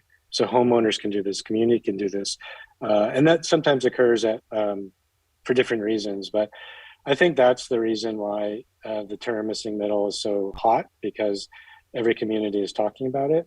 And I don't think that simply because there are some examples of a diversity of typologies within the district, that it means as much can happen as maybe would be impactful based on your housing strategy. So I hope that answers your question. It's more of an impression than anything quantitative there, but that's at least what I see through working with yourselves and other districts. Thank you, Kevin. Go ahead, Councillor Zelka. Yes, it very much does answer my question. Thank you, through the chair, to the presenter. Thank you for the information. I appreciate that, and I'm actually very proud of the variety of housing and housing types we have here in Oak Bay. I did want to ask a slightly different question. I understand with respect to zoning, there's something built into our laws and with respect to density. We here at council cannot vary density of a zone once it's actually fixed. And I did notice that some of your hand-waving ideas of ways we could possibly go forward is trying to fit within the existing footprint and zoning density and percent coverage and that sort of stuff. But that sort of would then preclude, for example, a granny flat or some of the other aspects that might be in there. Do you foresee that to really open up for some infill possibilities, we'd have to come up with some new zones with different density ratings on them? Thank you, Councillor Zelka. Density ratings or definitions, I think, are probably the... Yeah, thank you. Kevin, go ahead. Yes, certainly. Any change of use or density in any of the zones would require rezoning. I think the question is, does that happen sort of upfront and strategically, so that a landowner doesn't need to undertake their own process, which could take a year plus, has a cost and has an inherent risk, the cost of drawings, the risk of a potential no, versus maybe having it in the zone at the beginning, but having other mechanisms that allow check-ins either with council or staff. So I think that's the distinction there. Thank you for that, Councillor Green. Thank you very much for the presentation. I really appreciated the information. I also enjoyed participating in one of the tours and in the design workshop. So it was very interesting, and the ultimate work is interesting. Back to missing middle housing, sorry. I often get asked the question, how is it defined? And Kevin, do you have any suggestions around definition? Is it about middle income? Is it about middle priced housing? That kind of thing. So is there a going definition to help clarify? Because I think Councillor Zelka and yourself are right. It's used a lot. I'm not always clear about how well it's defined. Thank you. Kevin? Lindsay, I don't know, perhaps you might be better suited as you've worked on a number of different infill and missing middle strategies. Sure, thank Sure. you. Go ahead, Lindsay. Yeah, it's a great question, and I think it's a term that's used quite broadly and probably with a number of different definitions kind of tied to it. I would say my understanding of missing middle is it really refers to the building form. So it's a recognition that in a lot of municipalities, we have a prevalence of single detached homes and then tall buildings, and everything in between those is missing or at least less common than those. That's really helpful. Thank you. Thank you. If I may add, part of what's inherent to this study is actually focusing on just some of those types that are in that in-between zone, and we've listed those in our presentations, but there's others as well that some municipalities may include that we're not focused on at this point of time. Thank you for that. Go ahead, Councillor Appleton. Thank you, Worship, and through you to the presenting group, thank you very much for this. Maybe just a specific around the townhouse style, and I appreciate sort of the analysis and the breakdown of some of the constraints, or not necessarily a constraint, but essentially that a lot of these types of buildings would require land assembly or potentially take place across a couple of different lots. And I'm just wondering, and I mean, this is not necessarily an easy question to answer because it really depends on land values and specific location and those kinds of things. But when we're talking about townhouses, they can be scalable to, any number of different units, 3 to 4 to, numerous units. And I'm just wondering whether or not in the current context, there's a certain, sort of optimal size for a townhouse complex, and whether or not just with the cost of land, cost of building, and those kinds of things, what is a typical townhouse unit number in the current market? And perhaps I might just ask to refine that ever so slightly, which is, you talked about sort of a 600 square meter normal, quote unquote normal sort of lot. Like if you put two of those together, what would that, so it was 1,200 square meters. Is there any sort of sense of how many townhouses would go on that sort of land assembly? I'm not sure who wants to answer that. Go ahead, yeah. Kevin. I'll go first. I think we don't know the economics of what's the sweet spot there in terms of typical townhouse size. I do think you probably hit the nail on the head when you said it. There's a lot of contingencies there. How you're building, where you're building, and other things. A townhouse is sort of a front door and a sort of a minimum unit width to be livable, and we see some quite narrow ones in certain jurisdictions. But between 5 and 6 meters would be a typical townhouse width. And so if your common lot size is 30 meters, reduced setbacks, maybe allow parking to the back, you're really only looking at about four townhouses on 2 lots. There might be the possibility of 5 with some creative design. And so, 3 lots, you're probably adding 2 to 3. And so, I think it's just that product of the unit width. It's unlike a triplex or a multiplex where you might have units up, down, below, back, or other configurations. The townhouse is by definition kind of that front door on the street, and so it's the lot width which would really be the limiting factor. And as those lots get amalgamated, that just obviously extends. Go ahead, Councillor Appleton.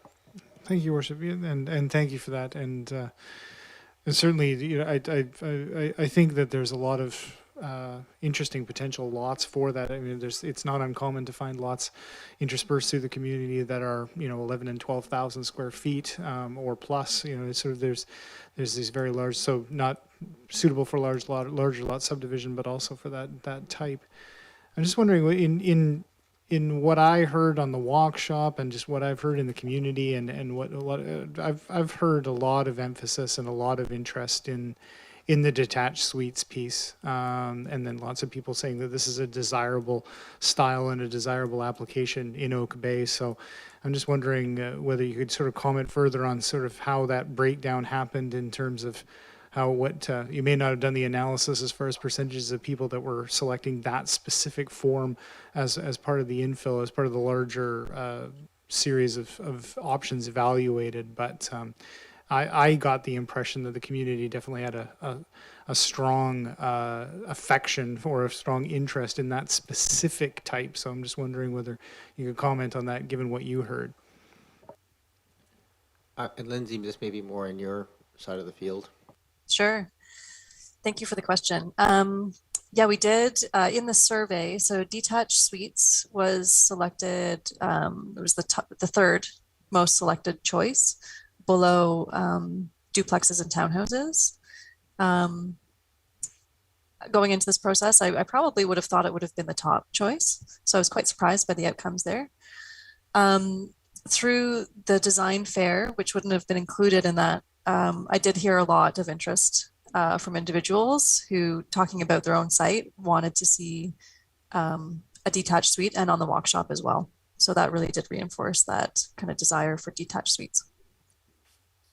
Thank you. Anything else, Councillor Appleton? Councillor Braithwaite, you wanted to go? Thank you so much.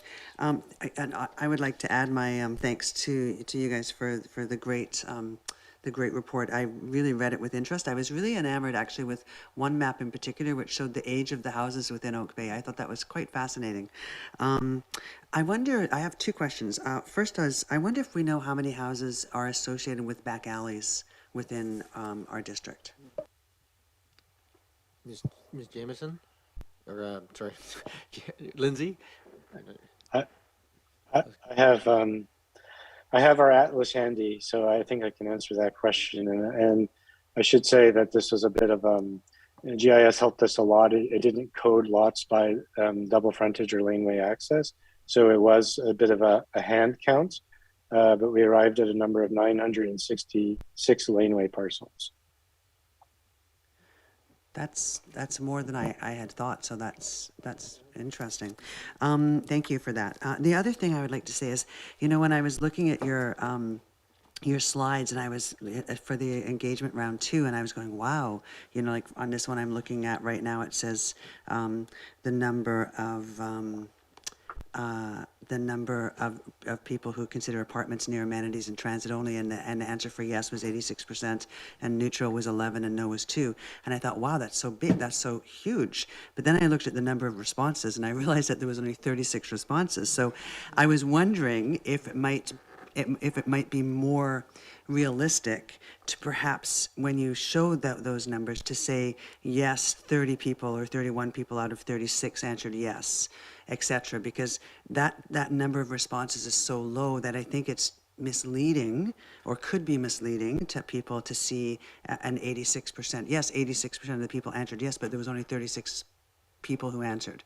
Do you know what I'm saying? Like, whereas in the other part, in part 1, there was 557 surveys, so you had a much bigger percentage. So that percentage means a little bit more in that section. But in this section, to me, it's a little bit misleading to see the 86% rather than 31 out of 36. Just a suggestion. Thank you, Councillor Braithwaite. First, I'd like to just thank you for putting in the number of respondents, because we often get these things and the small numbers don't come out until we prod a bit. So thank you for making that public and clear.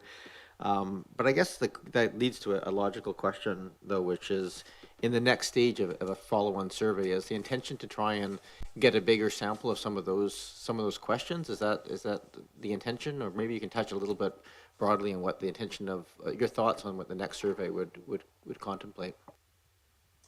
Sure. Yeah. Thank you for the question. So the intention in the next round of engagement is to have a survey to focus on some of the key directions that we've shared with you today. But I do think that's, a great point. And that's why I did include the number of responses that we received, because it was quite low, unfortunately. So, I think that's a great suggestion for including potentially in the next round of engagement, just so we can get a bit of a broader feedback on those ideas. Thank you for that. We're going to go around again for a few more questions from council, but I do want to just ask people from the public, if you do wish to speak, please, this is the appropriate time to raise your hand within the Zoom app, or if you're calling into, if you're on the, watching the stream online, if you want to call the 1-855 number and hit, enter your meeting ID and passcode, which are in the agenda package, and then hit *9 to raise your hand in there, then we'll have a chance to get to you. So I'm going to go to Councillor Patterson, and then I have a couple of questions as well. Go ahead, Councillor Patterson.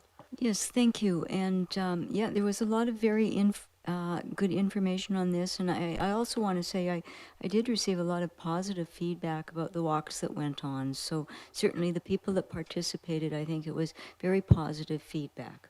So that's great. But during the presentation, the term affordable was used fairly frequently, and it does come up in any conversations we have about development in the district of Oak Bay. And of course, I think we're all aware that the price of land affects the price of the ultimate unit that is built, and Oak Bay has high land values.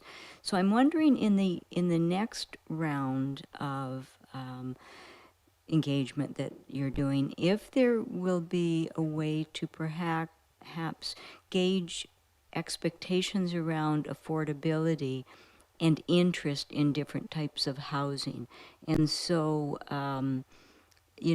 if there's keen interest in townhouses, what are the expectations around affordability? What do the public define as affordability around that, so that it would help us gauge, understand.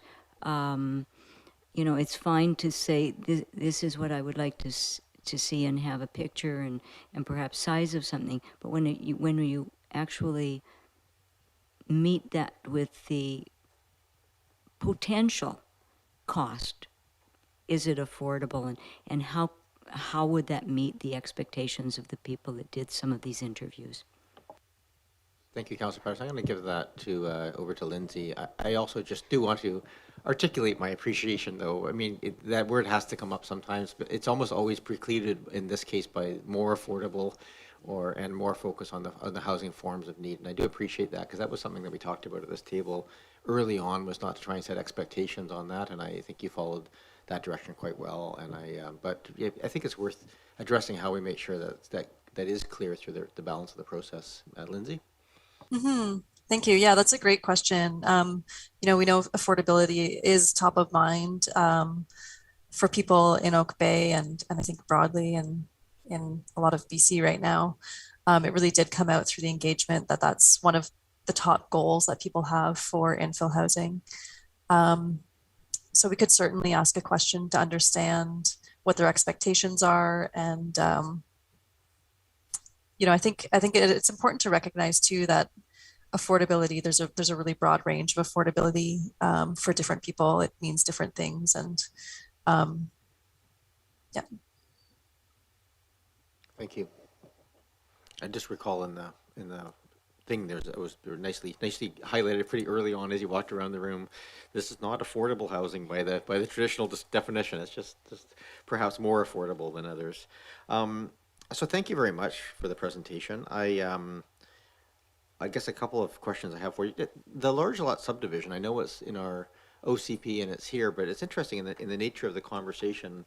If we're looking at different housing forms, it seems to me like the large lots that are available for subdivision are in many ways, once they're gone, if they're subdivided, and they're the only ones that really easily take some of these other sort of alternate housing forms. And I'm wondering, do we sort of look at restricting maybe this large lot subdivisions if we want to keep those larger lots available for some of these more innovative housing forms? We do the subdivisions now because we don't have other housing forms available, but is that something we want to just sort of highlight the risk of those large lot subdivisions, that we actually lose the opportunity for some of these housing forms on those lots?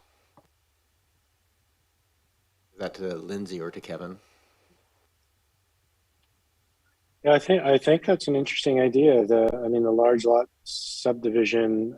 I guess we haven't got there yet. We were really just thinking about what's possible. Where wouldn't you hit roadblocks? But you can remove one. You can remove what's perceived to be an obstacle in terms of subdivision to get more units, but they would be of a certain kind. I think that's what you're saying. And if you actually keep those lots of a certain scale, there might be opportunities for cluster housing or different forms of housing that maybe isn't on our palette at the moment. That would be certainly contributing to diversity of housing types. So I think we have to walk away and think about that one. That's a new idea to us. If I might add to your comment, Kevin, as well, partly we were emphasizing the ability of individuals to possibly undertake the additions and subdivisions. I think once the lot gets larger, all of a sudden you're involving a larger probably development capacity and construction capacity. So, but I think it's an important question. And my other intuition relative to the cost of housing, obviously, if you can cluster some unique housing, maybe have smaller units, there may be an affordability issue that presents itself. So these are really good and equally complex questions that we should try and see if we can get a handle on. Thank you. And actually, you touched on my next question, which is just the question of, as we're looking at these housing forms, something that hasn't been addressed is just things like minimum unit size. We talked about having, units that have multiple bedrooms and those sorts of things, but obviously there's a need for a range. And so is there any sort of contemplation that certain types of housing would have minimum unit size? Maybe heritage restoration would be allowed to have smaller unit sizes to allow them to kind of fit within the framework, and new developments having more sort of, force them to have more sort of family-friendly sizes or things of that nature. Is there any thoughts put to those sort of the unit sizes by type or by area or any other criteria? Again, I might just start the answer and have others follow, but to me, it's an interesting question. I mean, I think what's interesting in being able to provide for smaller and hopefully more affordable units, it would allow a greater diversity of people and age ranges within the neighborhood. So I think the size question is important, and how small is small. And again, I think that's something we can explore in the next phase of work as well. Thank you. Well, I'll maybe just add that one of the suggestions we've initially made is to not require a minimum size in order to help support some of the goals around affordability. And also to potentially provide some incentives to make sure that there are a variety of unit sizes being created, particularly thinking about family units with 3 bedrooms. That's great. And maybe the last point just to add there is, but in alignment with guidelines from BC House. So they're working within sort of commonly understood limitations of what's livable and possible. I know some people choose to live on sailboats and very small things, but we would refer to BC housing guidelines for unit sizes. Thank you. And my only other question here is Is there sort of contemplation? There's a good discussion. I have to just start off. I probably should have started off saying I really appreciated the way this was laid out, the high level structure of it, the delve down, the reflection of the concerns and the ideas heard from the community. I think the importance of the character and the maintenance of the values while we're making these changes, all incredibly positive. So I want to just put that out there. And one of the questions that you touched on was in that, and it's laid out there sort of at a very high level, is the idea of sort of, well, we're looking at all of these options and maybe better places for certain types, et cetera. And so one of the questions I've always sort of wondered, is it reasonable to look at, a maximum number of infill housing types per block? Like, so you're sort of limiting, so you're sort of having a mix of single family, duplex, triplexes, things. So in any given block, you're not sort of having it completely redeveloped into a certain piece and changing the entire nature of it, because it's a few intermingled enhances, but a complete rebuild doesn't necessarily keep that character. So I'm just wondering if are there structures out there for managing, like, how many additional units are put in on a block by block or area basis?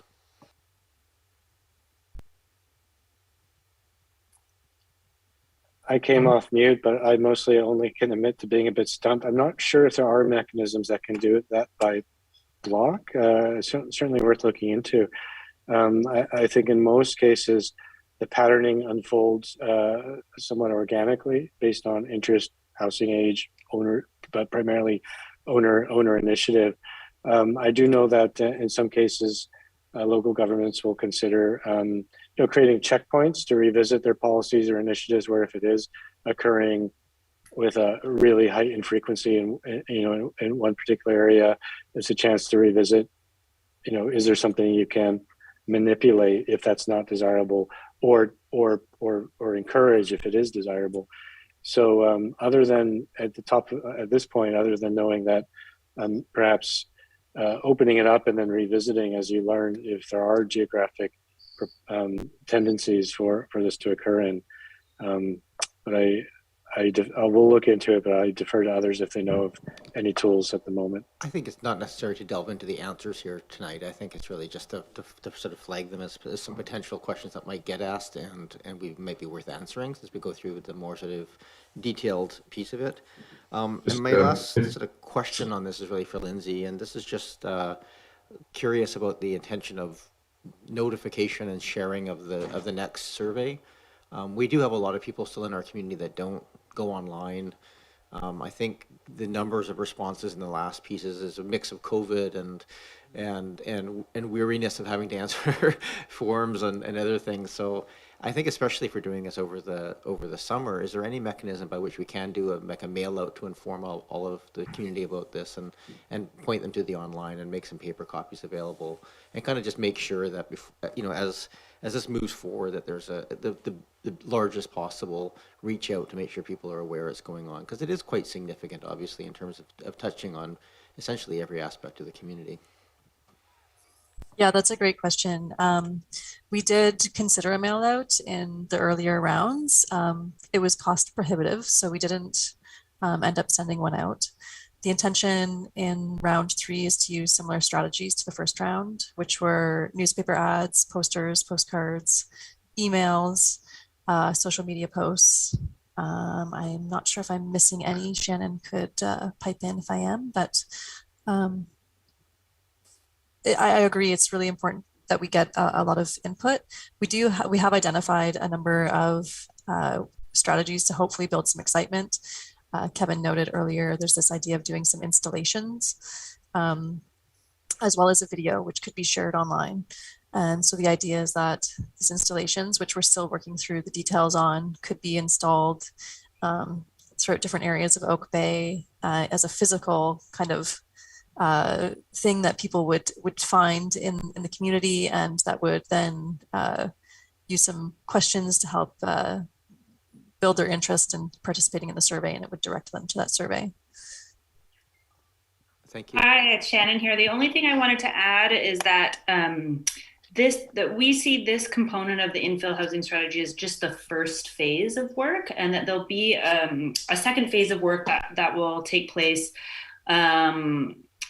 regarding actually implementing some of the strategies that come out of the work that we're currently doing. And so we certainly don't see this as the final opportunity for public input and engagement, and that at that second phase of work, and that would be when those bylaw changes would be happening, or the amendments, or that type of sort of quite significant change in the community, that there'll be plenty of opportunity for further engagement. So we're just seeing the work that we're doing here as kind of the first phase, and want to make sure that we stress that there'll be plenty of opportunities for additional engagement going forward, that this is just the beginning of sort of this strategy. Okay, thank you. I think that does sort of boil down to our governance piece of this, if we want to kind of maximize the input now, or maximize it more when it's later, or just because you do want to, it's hard to go back to people 3 or 4 times, so you want to kind of make that choice. So thank you for that. That's very helpful. Go ahead, Councillor Selka. Thank you so much, Chair, and through you, of course, to the presenting group. One of the concerns that I've noticed sort of over time here in Oak Bay, I've been here 8 years on council, is that sometimes we have a proponent come forward who would do a one-time subdivision of a lot, and there's the hope that with larger sort of two smaller lots that and maybe smaller houses on it, that somehow some aspect of affordability will come in. Yet by the time those houses are built, each house ends up being sold for more than the entire lot was purchased for, with an older house on it to begin with, making the whole concept of affordability in some people's minds a laughingstock. And I think this is referred to in the real estate business, correct me if I'm wrong, but highest and best use. If we subdivide a lot, the highest and best use of the lot and properties change. Are there any suggestions maybe from other local authorities or in terms of the policies we want to implement here, other than to do all of this infill on public lands where we have some measure of control, but with respect to what we're encouraging and incentivizing those private owners to move forward into infill. Do you have any suggestions on maybe policy directions on things we could implement to try and keep some measure of affordability? Thank you, Councillor Zelka. I'm not sure who to give that question to. It might be Kevin, it might be Lindsay. I can start, and then Kevin or Joost might want to add something. We did include the one strategy of working with an economist to identify some of those opportunities. There could be some tools that could be used, such as, there's rental only zoning, which could be applied to areas, but it can also be applied to a number of units. So that would be one tool. And there could be a number of others that would allow you to require some number of units to be provided at a below market rate. But it would really be a role of a land economist to help advise on some of those opportunities. Thank you. That wasn't one of the slides. If I may throw my 2 cents in here, I think it's really important for us to have some of that guidance. Councillor Zelka is absolutely right. I mean, and we've seen it all the time where if every lot can suddenly have 3 units on it instead of 1, the people buying the lot buy it with the knowledge that it will have a net end value of say $3 or $4 million instead of the 1.5 for the house, and so the purchase price goes up automatically, and so it ends up having a perversely opposite effect of making things affordable because everything gets priced to that highest and best use. So I think some guidance on that about how we might manage that through some process would be, I think, really critical. Go ahead, Councillor Green. Thank you. I just have one last question through you. Someone made a glancing reference to the uplands. I think it was Kevin, actually, in the presentation. Could you expand on the comment, because I wasn't quite sure about it? And the reason I'm asking the question is that the uplands is under special legislation provincially. It's also been declared a National Heritage Site. And its original concept was as a park-like setting. It is rather a unique area in Oak Bay and certainly in Canada, actually. Just wondering what if and what conversation took place around the uplands on any of your tours or anything. Thank you. Thank you, Councillor Green. I'm not sure who to give that to. I'll give it to you, Lindsay, and you can pass it off if you have some. I think, Kevin, were you going to comment on that? I can revisit the comment I made in the presentation, and then if you recall any comments from the tours specifically about the uplands, then I'll pass it back to you and see. I think yes, absolutely. You know, we started this examining every neighborhood equally, and it's primarily the National Historic Site designation, which led us to treating uplands slightly differently. We don't think that infill. We don't see an issue of introducing infill into the uplands, but this National Historic Site designation, what it does is protect sort of the defining characteristics of the neighborhood, and it actually defines those. So they don't leave us to guess what those are. It's not the unit per household characteristic that's protected. It is the patterning of the subdivision. You said it, I think the park-like setting, the landscape. There are some very distinctive landscape features and ecologies in the uplands. So, I think a strategy in the uplands might be more focused on retaining existing building footprint so as not to disrupt that landscape. And so items like townhouses, which are very different than maybe the form you would see there in its current existence, we're suggesting not be considered. But infill typologies that could be in the existing envelope, for example, are quite likely possible to achieve within the generous envelopes of those homes, and wouldn't actually impede on those defining characteristics of what makes the uplands a National Historic Site. I really appreciate those comments. I think, I think you're correct. I think we have to be, as the mayor mentioned earlier, we have to make sure that we're, as you've also mentioned in your presentation, retaining the values of certain areas. So I really appreciate your comments. Thank you very much for expanding them. Thank you. I would also just ask that when we're talking about that, we can maybe use the word recognized as a National Historic Site, not designated, because the designation has a very specific task with it. No, Mr. King used that term. I just want to make sure that that might freak people out because, of course, it applies a level of protection that is not inherent within that. Yeah. I don't see any hands from the members of council or of the public that wish to address council. So I'm going to ask one more time if any members of the public wish to speak. This is the time to raise your hand by calling in, hitting the meeting ID, passcode, and then hitting *9, or if you're on the Zoom call, just to hit the raise hand button. Because without additional hands, we're not going to get to, we'll just be wrapping up the meeting here fairly soon, I think, with a bit of direction. We have someone online named with the signature Morris. If you could just unmute yourself, state your name and municipality of residence for the record, then you're welcome to give comment. Hi, Council. Mayor, thank you for having me just once again sitting in on this important housing legislation coming forward. In regards to Zelka's comments... Can you just give your name and municipality of residence just for the record so we have it in our minutes? Oh, sorry. My name is Morris. I'm currently a little bit between houses, but I have lived in a multitude of municipalities, and my partner has worked near Oak Bay, which makes it a nice neighborhood to hopefully one day live in. In regards to Zelka's comment, which I believe referred to land lift, I just want to point out that sometimes we compare an already made house that has been developed decades prior in comparison to a brand new townhouse. But what we should really be comparing is the $1.4 million average of a single family detached home to the average of a brand new townhome, which is significantly more affordable to families than that detached home, which is $1.5 million. And in regards to Green's comment, it's interesting to mention uplands in this scenario, because when discussing affordability, uplands actually has cheaper per square foot lots than most of Oak Bay.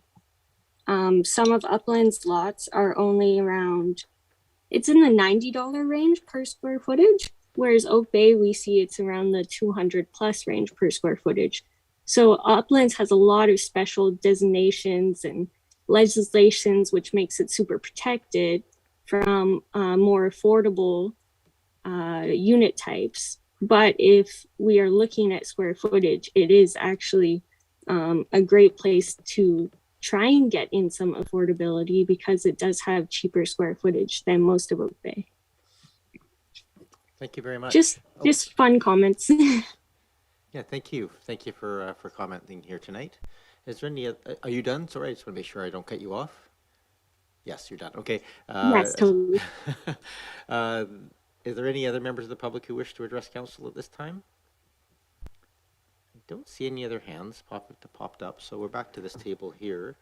If there's any final comments, I'm happy to take some additional comments or questions before we wrap. What are you looking for from us tonight in terms of motions? Is that it just essentially we have the suggestion here that we receive the report and it says provide comments. We've had a discussion here, but we haven't given any firm by motion direction to change the path that you're underway. So I guess you'll move forward if we don't give any other piece of that, and then basically consider this point complete to this point and move forward with a suggestion. So I guess I just turn to council and just see if there's anything that people would like to see changed. Go ahead, Councillor Zelka.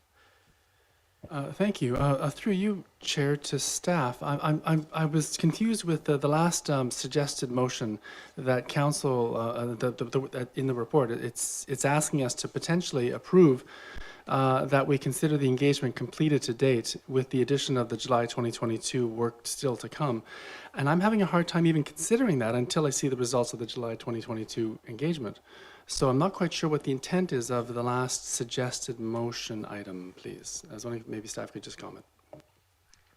Sure, I'm not sure if I should go to, I might go, Hi, it's Shannon here. Yeah, go ahead. I Thanks, can take a first stab here and then I'll defer to staff for additional support. That was specifically in reference to a council motion from the last meeting where we were before you, where we were looking at additional optional engagement. And so that specific motion is, and perhaps the wording is a little bit clunky, is to say that what was approved by council in January and February in terms of engagement to the project team is sufficient for this phase of the infill housing strategy. So that includes what we anticipate doing in July and what we've done to date. And so we're recommending nothing beyond that for this particular phase of the infill housing strategy. I guess I would suggest that when we come back in September, council could direct staff to do, or a potential future consultant, additional consulting with the public going forward. But that's the intention behind that specific motion. It's referring back to previous council direction in February. go ahead, Councillor Zelka. Thank you very much, and thank you so much for helping to explain that. I didn't realize it was our fault as to why that's there. But I can understand that there's a need for clarification. Until I see the results of the next survey, I'm not sure I can. I'm not that I want to debate items on the motion, but I'm still a bit confused as to, or maybe there's a way that we could maybe even defer that item until afterwards. The information that we've received is fairly high level, and I do notice that there's another phase coming forward, which hopefully will drill down a bit deeper.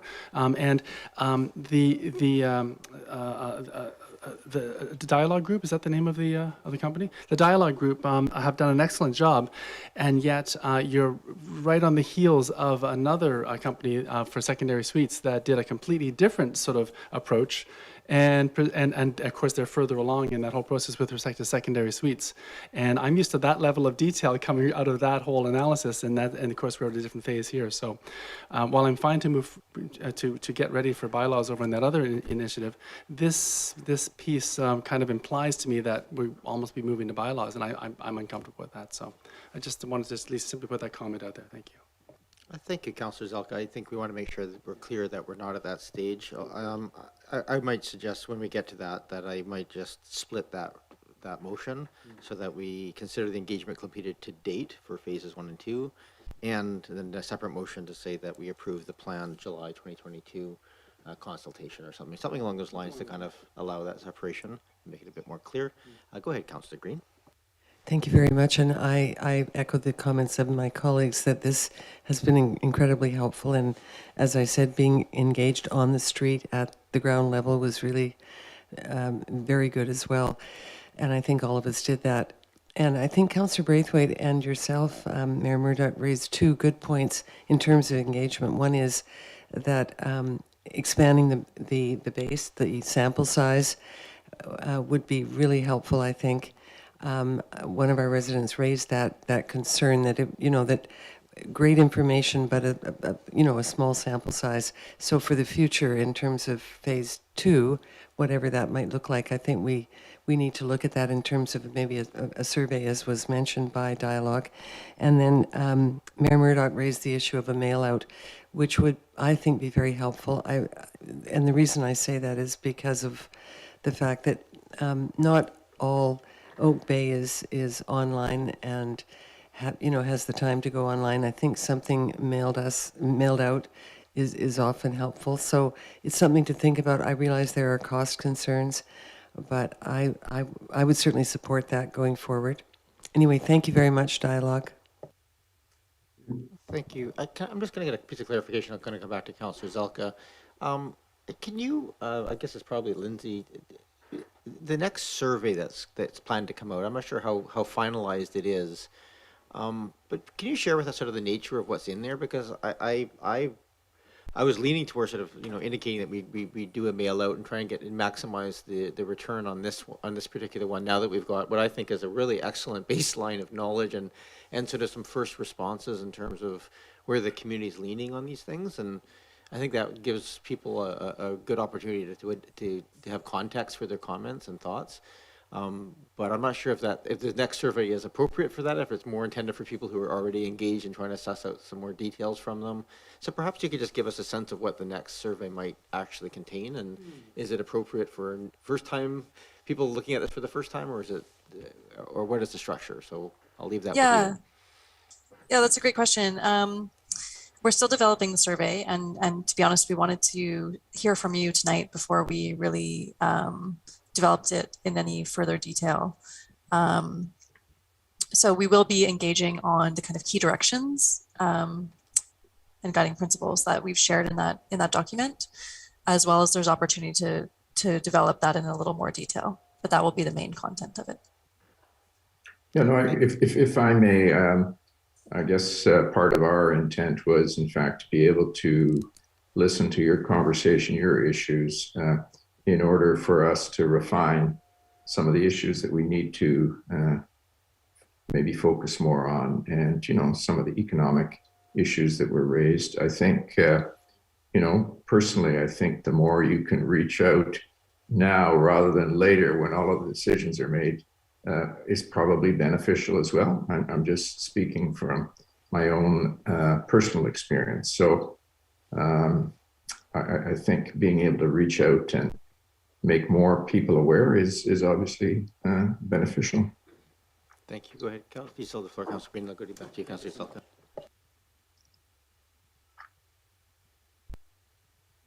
Zelka. Just one more thing that I thought about, and I'm sorry if I missed it. Have we also engaged our land use commissions? So that would be the Advisory Planning Commission, the Advisory Design Panel, and the Heritage Commission. I think they are key. They're not only residents, but they're volunteers actively involved in land use decisions, recommendations. So I just wondered if they will be included as part of your engagement process. Thank you. Sure. Thank you. Shannon, you might want to can you just touch on that portion of it?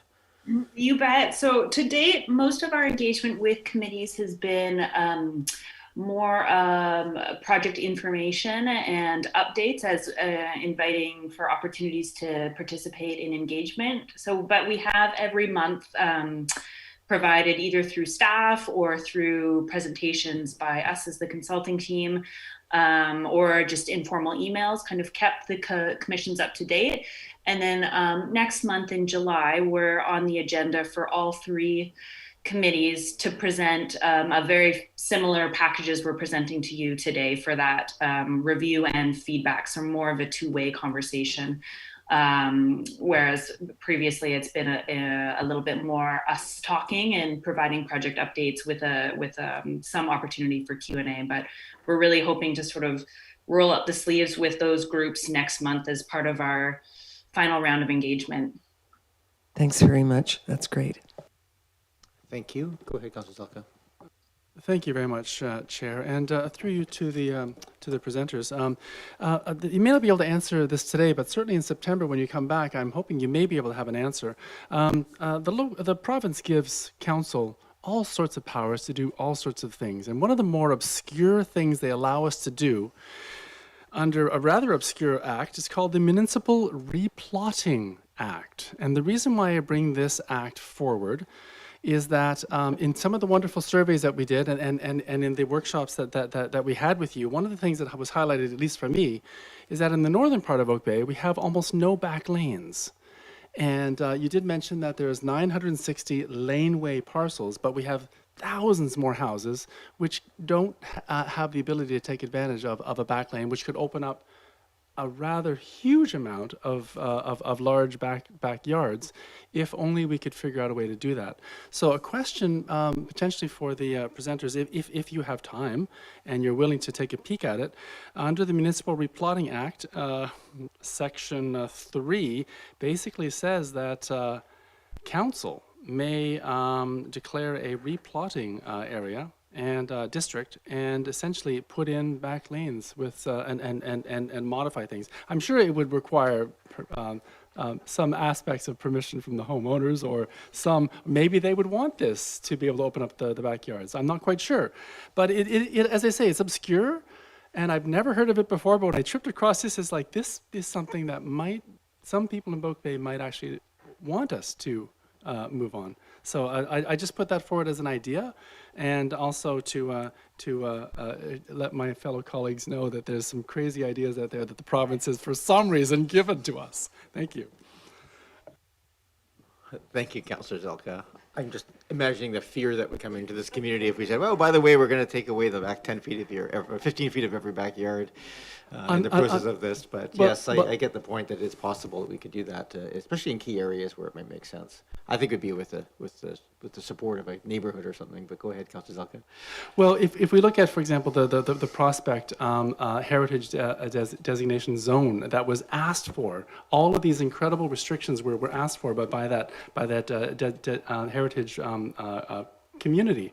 They actually wanted restrictions, zoning restrictions and heritage restrictions imposed upon themselves to take advantage of the beauty of the place and the heritage aspect of the place.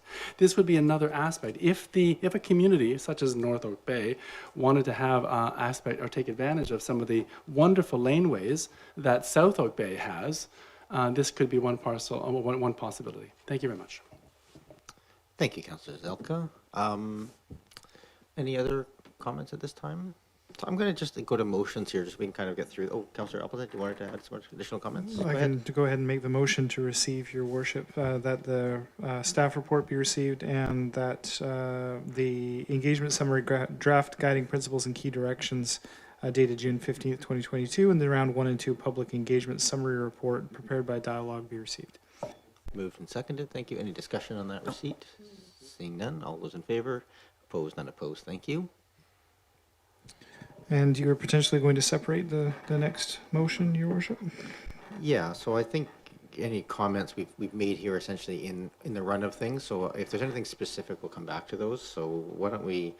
I'm just going to just look to staff, Mr. Coates, probably to make sure I'm not going to break this unbearably. But I was thinking first that we could have a motion that council considers the engagement completed to date. That would be for round 1 and 2. Is that a reasonable way of keeping that first part separate? Oh, absolutely suitable, yes. Okay. So moved, Your Worship, that council consider phases 1 and 2 of the engagement be complete. Moved and seconded. Any other discussion on that piece? If the intention is not as worded here, but with the period as suggested by Councillor Appleton? Yes, that's the period. Okay, thank you. So we're just rounds 1 and 2, which is what we've had reported today, is now complete with this reporting. Seeing that, all those in favor? Any opposed? None opposed. The next part, I'm just going to go to Mr. Coates on this one. That the motion, I think the motion we'll probably start off this way, that the engagement plan for July 2022 with the IE survey, project video, et cetera, is sufficient prior to finalizing the infill housing strategy for council consideration in September would be the second part of that. Mr. Coates, is that reasonable? Your worship, absolutely, yes. Okay. So moved, Your Worship. Moved and seconded. Thank you. So any discussion? Go ahead, Councillor Zelka. I'm afraid I'll have to vote against that. I do note in the correspondence, a member of Oak Bay Public did a wonderful analysis of the numbers presented by the presenters, and it showed that assuming there were no duplicates amongst the participants, just over 3% of the Oak Bay adult population was reached, and no more. And that worries me. When I've talked this up with a few folks on the street today and last weekend, they had no idea what I was talking about. They had heard about secondary suites, but they had heard, and maybe in their mind they were combining the two, but very few people had heard about this infill initiative. So I would definitely like to see something else done, and I'm having a hard time calling it complete before we go to a more affirmed-in strategy. Thank you. Just for clarification, we're not calling this complete. We're just suggesting that this is the next steps are appropriate. So if there's, I'm happy to take motions if we want to amend it in some way, but go ahead, Councillor Green. No, I was just going to say that I think it was clear that it was to date and that there will be a next phase of consultation. Wasn't that the idea in phase 2? Phase 3, and so Phase 3. The motion in front of us is for basically to approve what's been put in front of us. It's planned for this July, which is the survey, the project video, additional installations, and stakeholder engagement. So that's the meetings with the committees and other stakeholders. So that's what's planned right now. If we feel we want more, we can change it. Well, I certainly appreciate Councillor Zelka's comments, and I did say, the survey and a mail out perhaps, so that could be contemplated after the July session, perhaps, in the fall.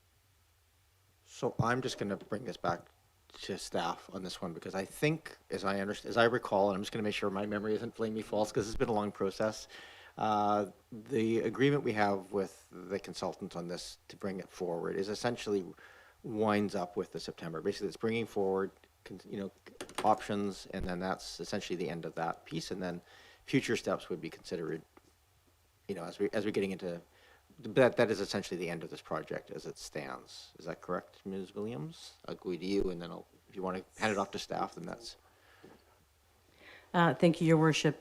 Yes, that is correct. So the intent of this phase of the work is for the consultant to come back in September with some high-level policy recommendations around the key directions that were identified through the communications to date, and to also bring back the results of the communications through July.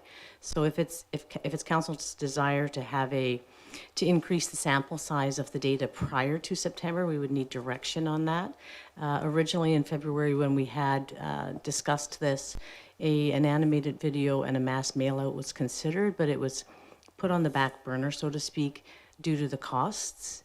So if that's something council wishes, it's something that we could ask the consultant if there's time to incorporate that into the phase 3 engagement and still get the summary results to you by September. Thank you. I would suggest the only thing that we could probably add to that would be a mail out to broaden the awareness of the survey, which is going through a bunch of awareness aspects otherwise with advertising and other pieces. So I think that would be the question, is whether or not there would be the desire to do an additional, like a mail out of a postcard or whatever to all households, which I would be personally very supportive of. I think we've all done them through with non-directed mail. It's not that expensive at the end of the day, and would at least give us the broadest chance of awareness in this phase before we may have to look at it again. But I will also say I think the quality of the information that's put together, the way it's been laid out, is actually really, really helpful. And I think it would be very helpful to have other people looking at this and thinking about it sooner rather than later, just because you don't want people 6 months in going, wait a second, I never heard of this, and then complaining. So front end has been, to my personal opinion, beneficial. Go ahead, Councillor Zolka. I absolutely would like to second your suggestion, but although I would maybe ask staff for maybe some assistance on some wording to essentially move forward with a set of a mass mail out of some sort to get the sample size a little bit larger, since these numbers are rather low. And if there's a way of doing it in a sort of cost-effective way, unfortunately we missed the mail out possibility in the taxes.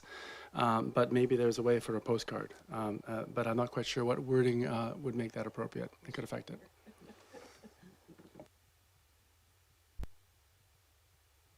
Go ahead, Councillor Appleton.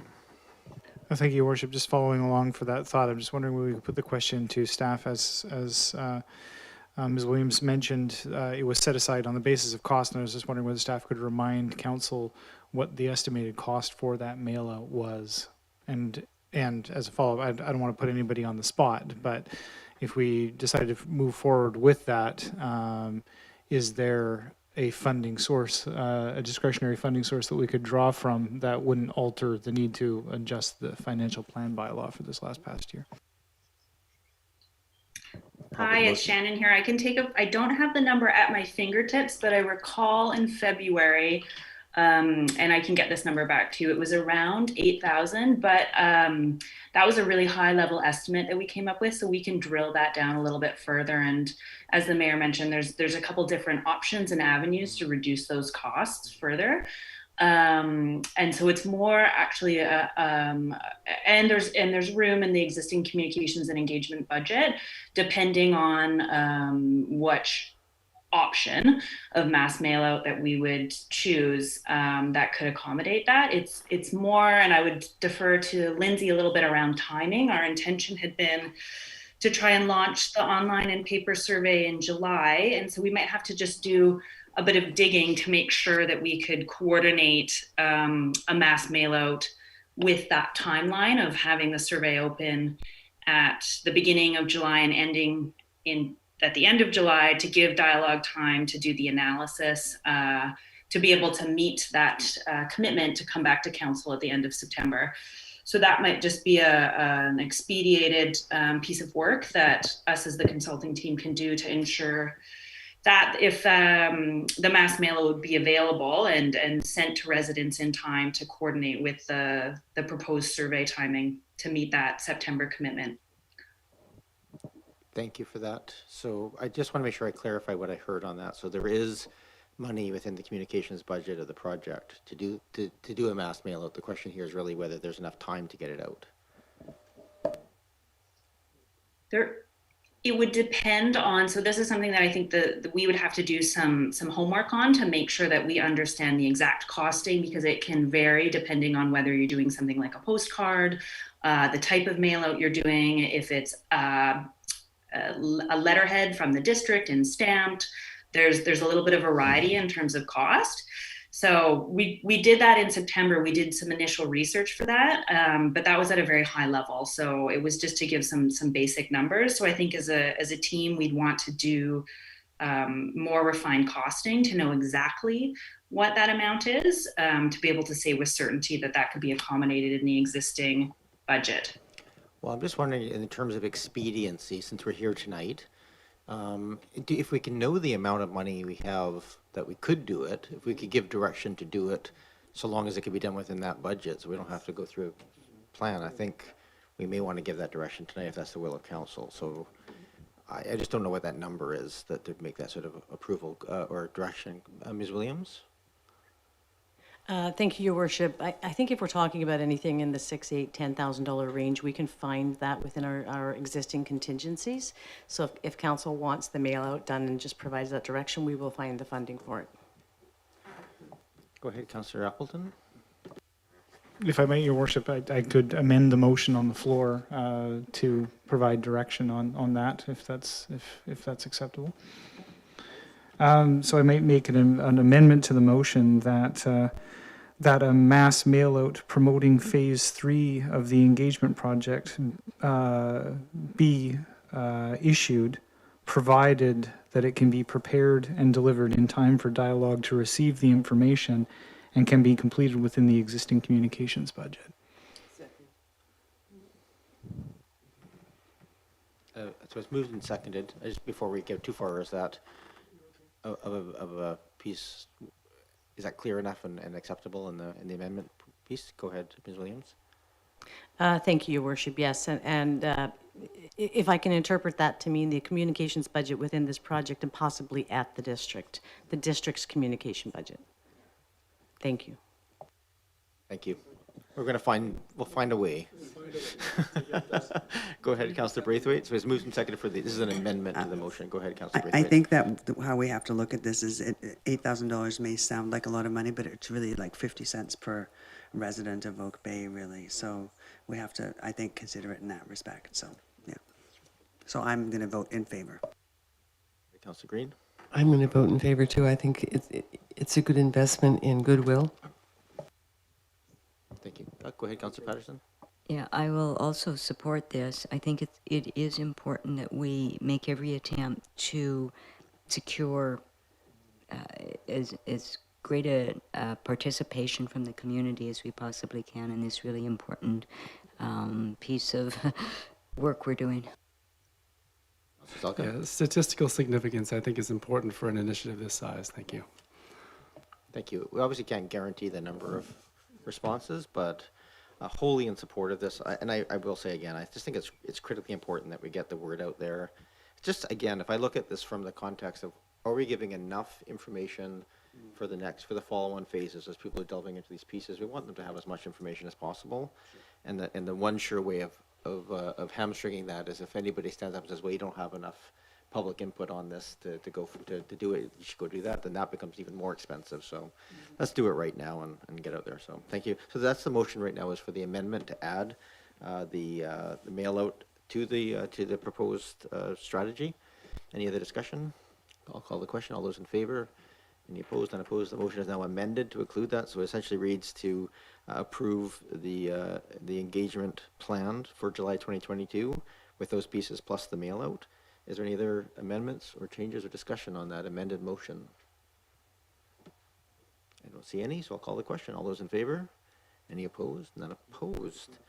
I believe that concludes our official piece. Wait, just before I go to I just want to make sure I'm not. Yeah, we always have the opportunity for new business, but before we go to new business, before we say goodbye to our guests, I want to give the opportunity here. Shannon, is there anything else you want to add before we leave here? I would like to just express our appreciation for the work that you and Dialogue have undertaken on this to get us here. We've been very short-staffed, and you've been working with all kinds of people in our various departments to try and bring this across the finish line. So I just want to express my appreciation for that work, and for the report that's here. As I've said already, it's clear, understandable, lays out the options and the benefits and the risks and the guiding principles in a way I think that's very understandable to lay people. So thank you for that. Is there anything you want to leave us with before we move on to the next agenda item? No, thank you, Your Worship. I think it's been our pleasure as a team to work with the community and this council, and we're looking forward to this next and final phase of our work on this project and coming back to you in September. Very good. Thank you so much for that. So then we will move on to the next item, which is the just new business, and we don't have anything that people have raised as potential new business, but I will look around. Not seeing any. I'm looking for a motion to adjourn. Moved and seconded. All those in favor? Any opposed? Unopposed? Thank you very much. Thank you to everybody who has watched through Zoom and watched through the online stream, and we will see all of you at a later date.